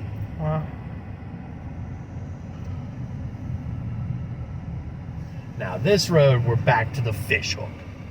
And this is where everybody eventually fights their way back to. But like I said, it takes some of the hardest fighting in the war to make that happen. Coming up on our right, Father Corby. He was the chaplain of the Irish Brigade. And before those Irish guys went over there to fight in the wheat field, he stood on a rock and gave them absolution. He goes on to become the first president of Notre Dame. And they have the exact same statue at Notre Dame on a Gettysburg rock. And that's probably where Fighting Irish comes from, the Civil War. They call him Fair Catch Corby because they have Touchdown Jesus and he's Fair Catch Corby, like he's signaling for a fair catch. But so that exact same statue on a Gettysburg rock is at Notre Dame. Oh, by the way, when Sickles loses his leg, he smokes a cigar as he's being carried off the field to show his guys he's okay. They have to fully amputate, and he has his leg saved, and he sends to the Army Medical Center at Walter Reed in a barrel of whiskey. And they're studying different kinds of wounds at the medical center. Well, they end up putting Sickles' leg bones on display with a cannonball to show how they got crushed. And every year on the anniversary of the battle, he goes and he visits his own leg. And when the guys at the museum ask why, he says, "I'm still attached to it." His joke, not mine. I'm not taking the credit or blame on that one. Now, remember that the plan for the South was the attack starts to the south and then it's spreading up this ridge to the north as the day goes along. Well, Meade is stealing guys from this part of the fishhook, sending them down there to try to stop those attacks. And what happens is he ends up stealing so many guys, it leaves some weaknesses up here in the middle. Well, the attack's spreading up towards those weaknesses. And to our left, there's a whole brigade of Alabamians coming at us, 1,500 guys. And right here, there's just a hole. There's no northern guys to stop them. They're going to plow right through the middle of the north and cut the army in half. Well, they can't let that happen. And the general whose guys are on the other side of the Pennsylvania monument, his name was General Hancock. And when Sickles lost his leg, Meade grabs Hancock and says, "Get down there and take control. I'll send you a bunch of reinforcements, and you plug them in where you think is best." And Meade and Hancock are working together to get the situation under control. But as Hancock's riding up this way, he sees this brigade coming and nobody to stop him. Well, he can't let that happen. He looks around in the smoke, and the only guys he can find are the 1st Minnesota right here on our left, 262 guys.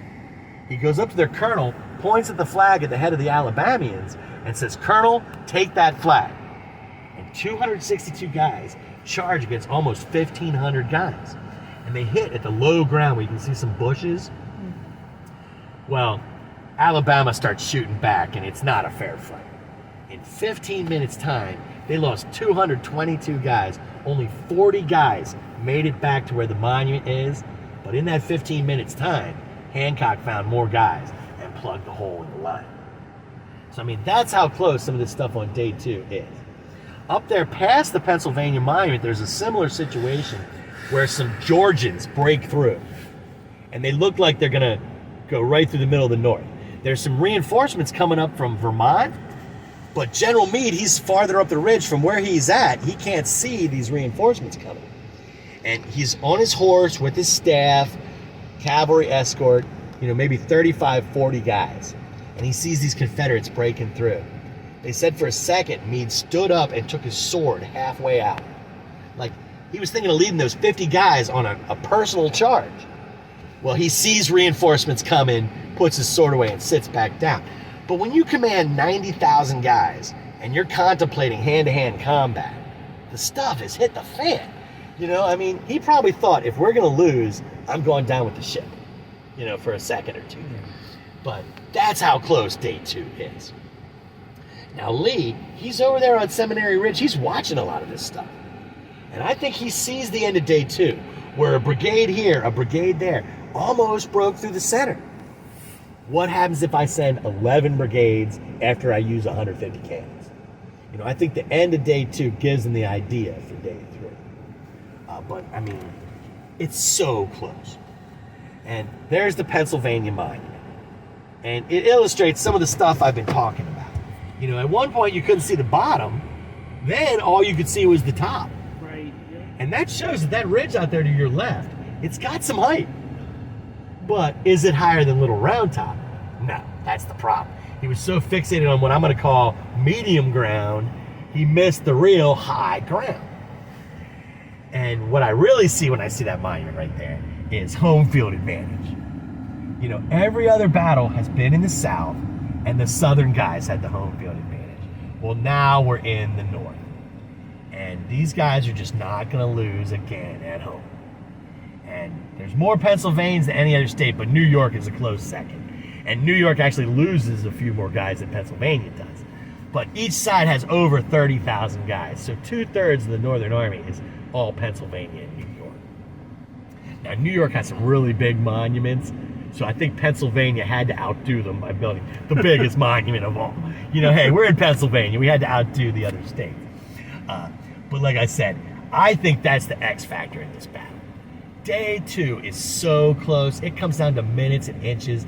And I think that home field advantage pushes the North over the top. Day 3, once they're back on their fish hook, they're going to be really hard to get off of it. I think if the South was going to win, Day 2 is their chance. But Lees doesn't know this. He's not going to give up either. He's going to try on Day 3. But I like to think that monument kind of sums it all up. It's got the names of all the Pennsylvanians on those tablets, and the most famous Pennsylvania generals are the statues. Also Lincoln. He's an honorary Pennsylvanian for giving the Gettysburg Address.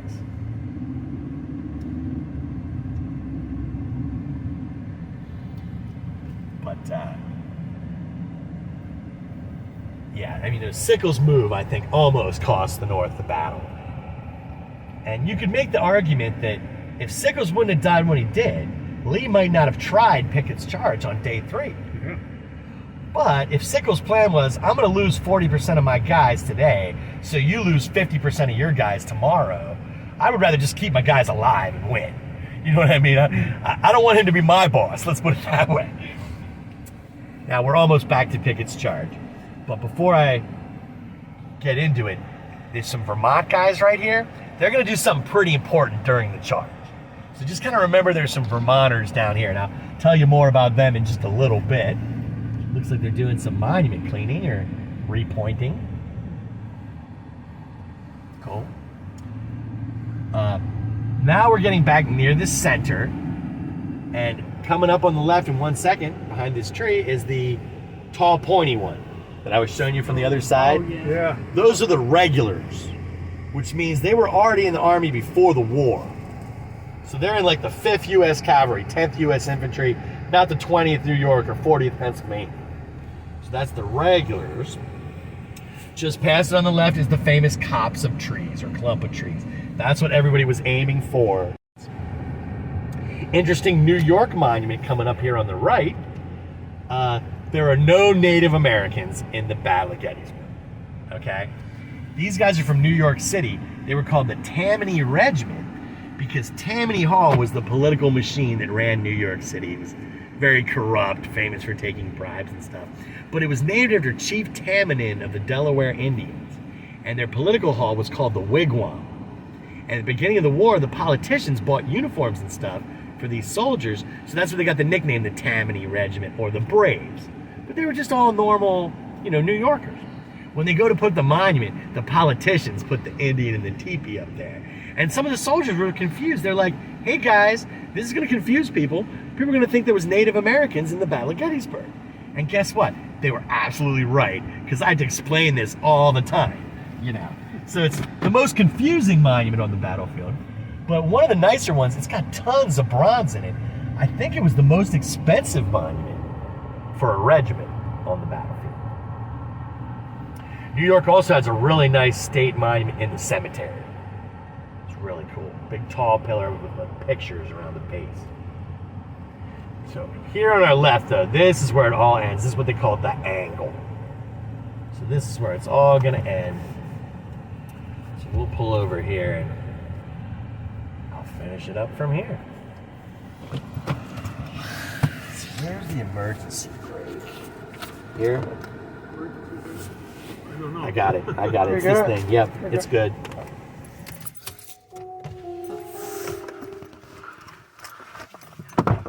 Yeah, let's just go find a place where there's not too many people, so I'm not talking over somebody else.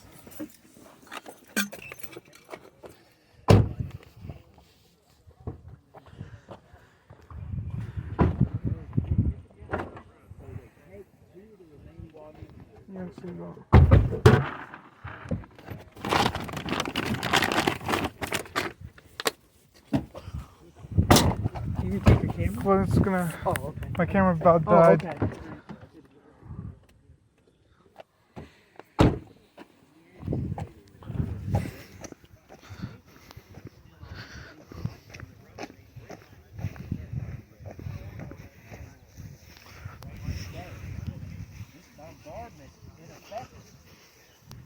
Right there is General Lee. Looking right over at General Lee.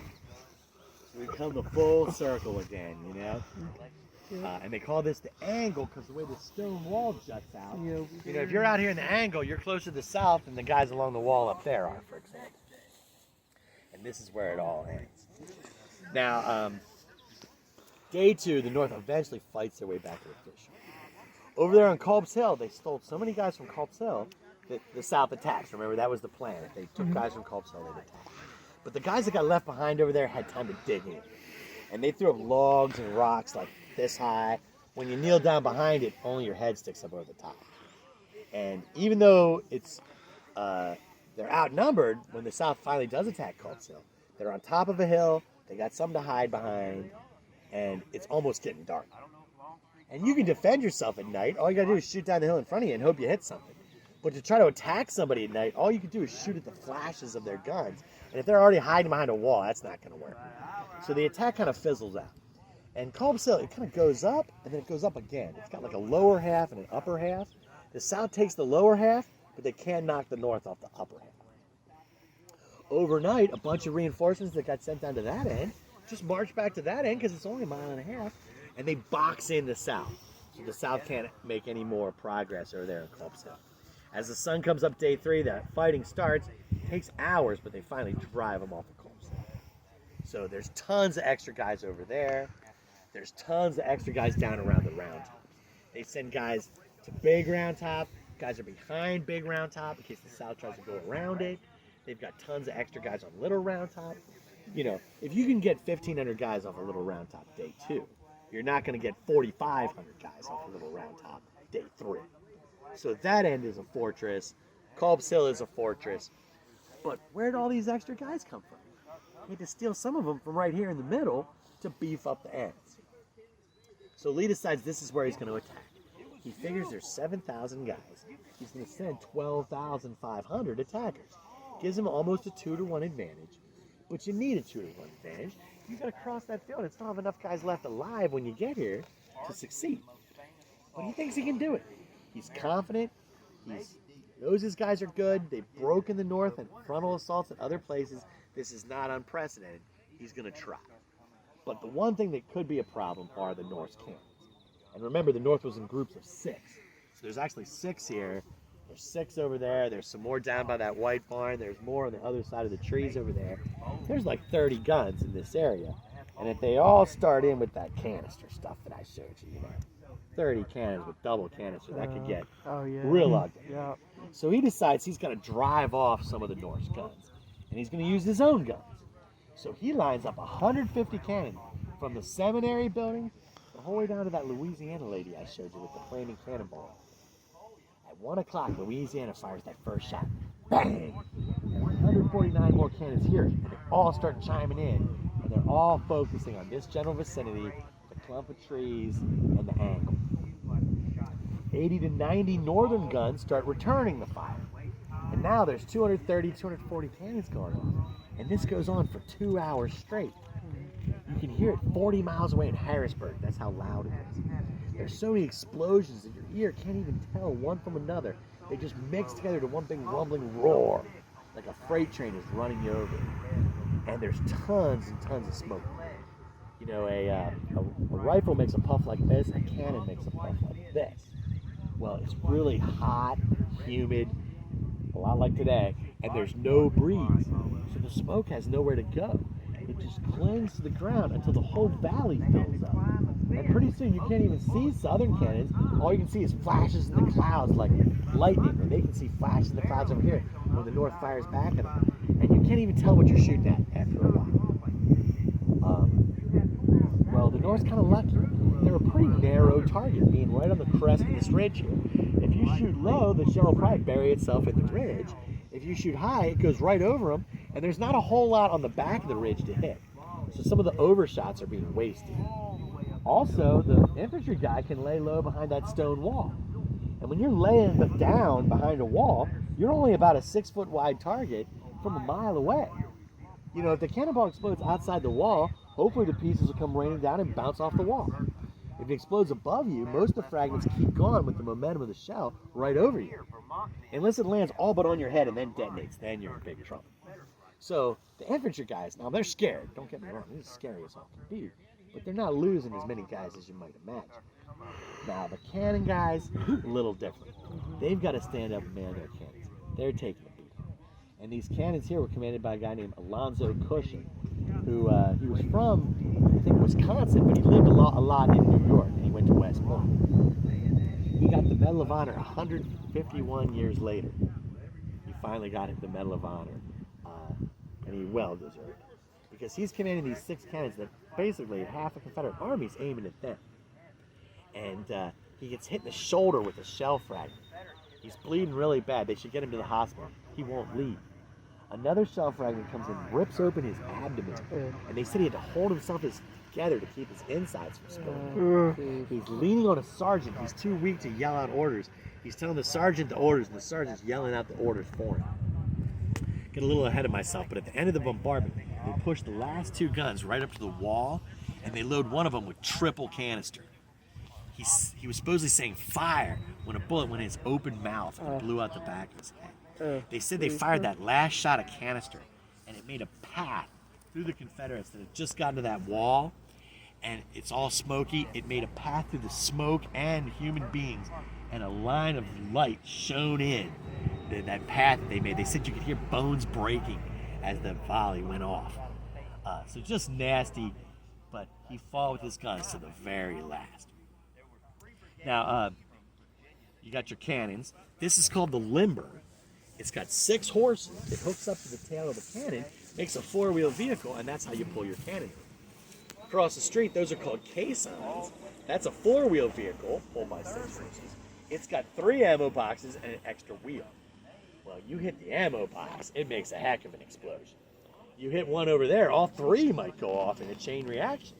And the poor horses are just sitting ducks. They're going down left and right. There's 50 dead horses in 1 acre at the end of the bombardment, just right here. One guy says a shell comes in, hits a horse, and blows up inside the horse, and just blows into a million pieces all over everybody nearby.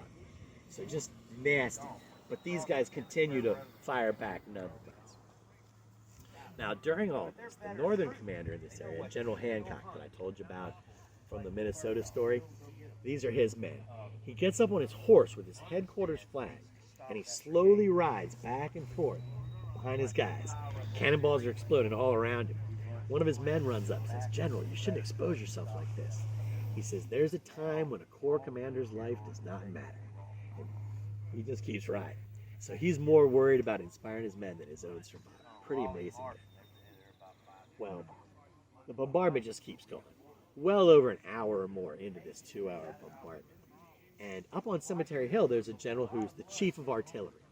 General Henry Hunt was his name. And, you know, he's only in charge of cannons, and he's watching all this. And he says to himself, wait a minute.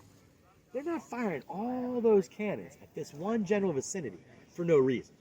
When they're finished, they're going to unleash thousands of guys on us. And at the rate we're going, our cannons aren't going to have anything left to shoot at them. We're going to use up all our ammo.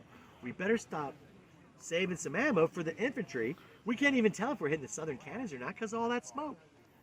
Now, actually, by the way, the north is also overshooting a little bit, but theirs are accidentally landing on Confederates that are behind their cannons.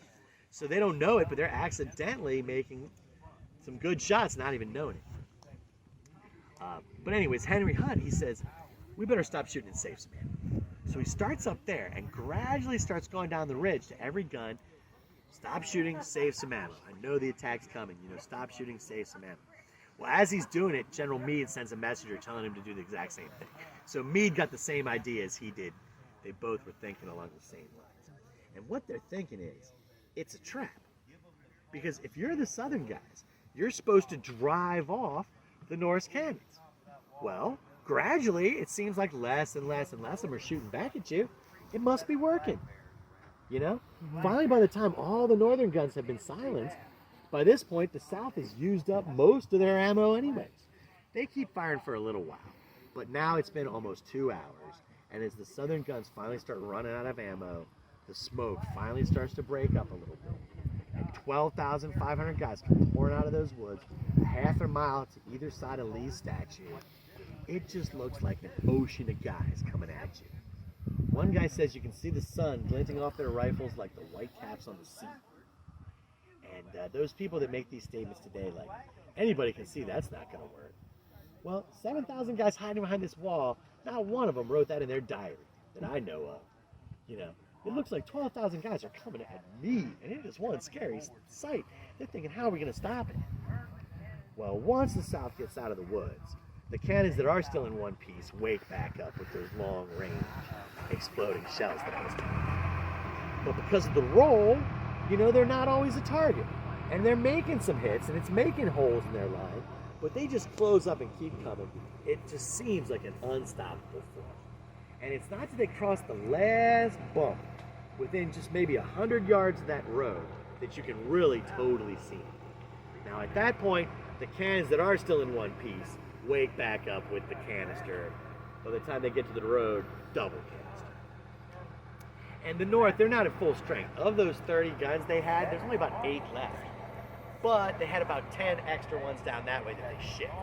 So they have like 18 maybe in this general vicinity. So they're doing damage, but you're not going to stop this with just cannons.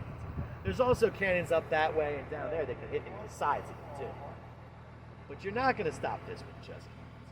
But, you know, when they get to that road right there, now double canister. But worse than that is 7,000 guys stand up and just start pouring that rifle fire into them. Some of these guys even picked up discarded guns the day before. And some of them have 2, 3 clean, loaded, ready to go rifles. They don't even have to stop and reload. They just drop that gun and grab another one for the first couple shots. They've got that extra fire back. If that wasn't enough, you've got fences on that road out there. Now down by the barn, some of those fences have been knocked down. But in front of us, and especially up to the right, all the fences are intact. Well, you gotta stop and climb the fence, cross the street, climb another fence, and you're getting shot at that whole time. And you're just a sitting duck for that couple seconds where you're up on that top rail, you know. So they're losing a lot of guys crossing that road, but they just keep coming. Now you can just barely see way up there. You can see some buildings, and there's a little bit of red from a Kentucky Fried Chicken. You see that out there? I think so. You know, just to the left of that big white barn, there's a couple buildings. Yeah. Well, those buildings and all those trees and that whole neighborhood wasn't there. That was just wide open farmers' fields. Well, about 200 guys from Ohio got sent out there on day 2. And they're what's called a skirmish line. There's always a thin line of guys a couple hundred yards out in front, hiding behind rocks and trees and stuff, taking pot shots at the enemy. They have guys out in front, skirmishers, taking pot shots at them. And there's always a little mini sharpshooter war going on in no man's land. And that keeps the southern sharpshooters from getting too close and trying to pick off your cannon guys and your officers and whatnot. But that thin line of guys all spread out, they couldn't stop a real attack. So the skirmishers fall back and join their main army when something important happens. But these Ohio guys got sent out to that field day 2, and they were told to hold that field no matter what. They can't retreat for any reason. Then the rest of their command gets sent over to help at Culp's Hill. And the commander forgets all about the 8th Ohio, 200 some guys out in that field. Day 3 rolls around, they're supposed to be there no matter what, they're not leaving. Big bombardment starts, both sides are shooting over these guys. And they're feeling very lonely out there in the middle of nowhere with all these cannons shooting right over their heads. They lay low behind a fence in some high grass, and they're just trying to be as inconspicuous as possible, hoping nobody knows they're there. Well, it works. Nobody knows they're there, and they're laying low. The main attack starts coming in, and it's gone right past them. The Ohio guys stand up, pivot, and shoot sideways into it. And if you think about it, if you're shooting at a bunch of guys from the front, you might go into the dirt. If you're too low, you might go right over their heads. But if I shoot at a bunch of guys this way, and I'm aiming for this guy, if I shoot low, I just hit one of them. If I shoot high, I just hit one of them. When you're shooting down the side of a line, you almost can't miss. And they call that flanking fire.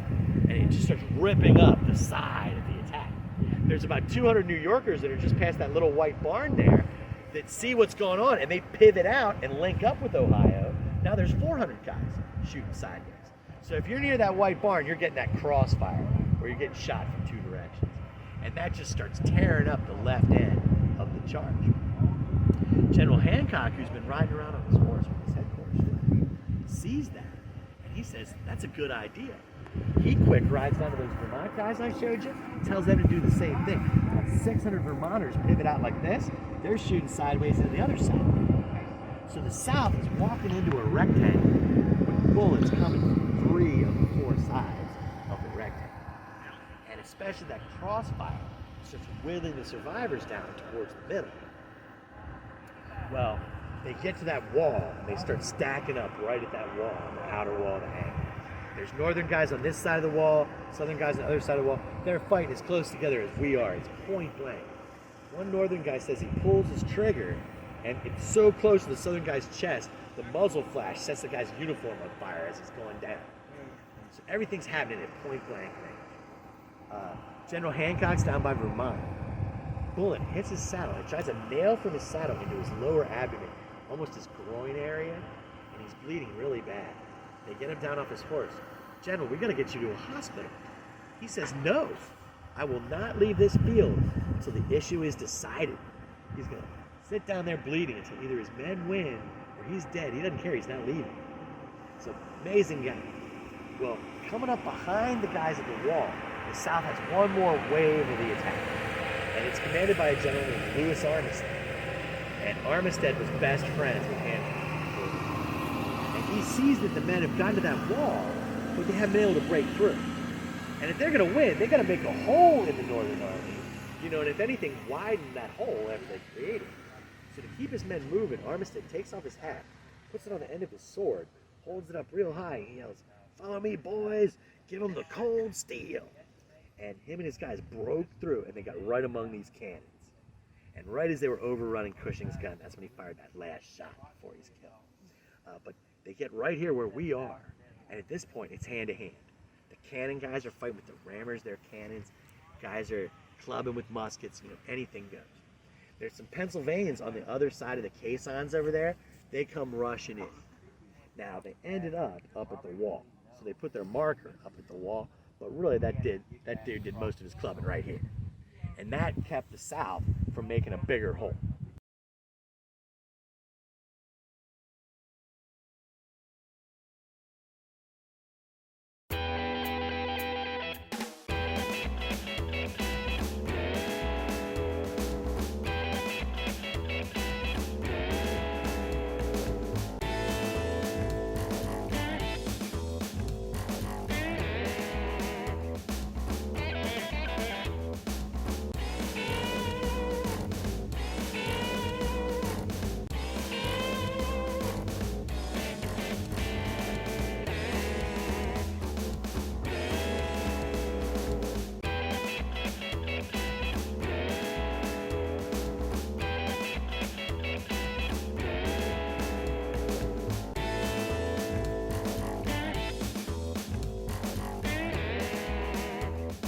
Ladies and gentlemen, the 16th President of the United States, Abraham Lincoln.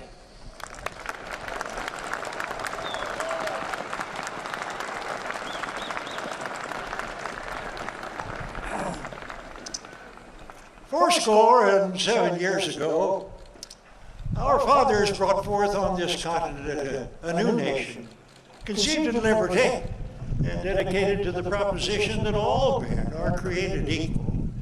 Now, we are engaged in a great civil war, testing whether that nation, or any nation, so conceived and so dedicated can long endure. We are men on the great battlefield of that war. We have come to dedicate a portion of that field as a final resting place for those who here gave their lives that that nation might live. It is altogether fitting and proper that we should do this. But in a larger sense, we cannot dedicate, we cannot consecrate, we cannot hallow this ground. The brave men, living and dead, who struggled here, have consecrated it far above our poor power to add or detract. The world will little know nor long remember what we say here, but it can never forget what they did here. It is for us, the living, rather to be dedicated here to the unfinished work which they who fought here have thus far so nobly advanced. It is rather for us to be here dedicated to the great task remaining before us, that from these honored dead, we take increased devotion to that cause for which they gave the last full measure of devotion. That we here highly resolve that these dead shall not have died in vain, that this nation, under God, shall have a new birth of freedom, and the government of the people, by the people, for the people, shall not perish from the earth.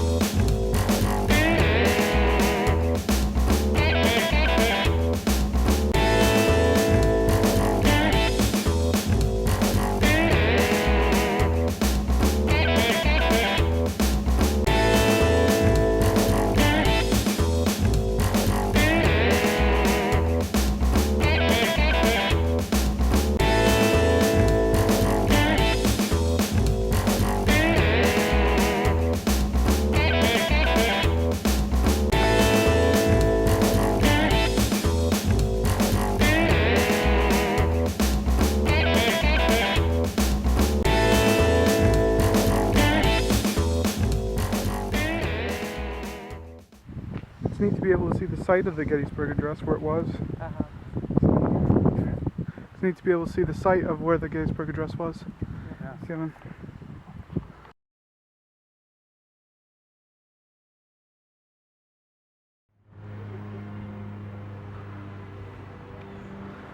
Oh, this looks nice.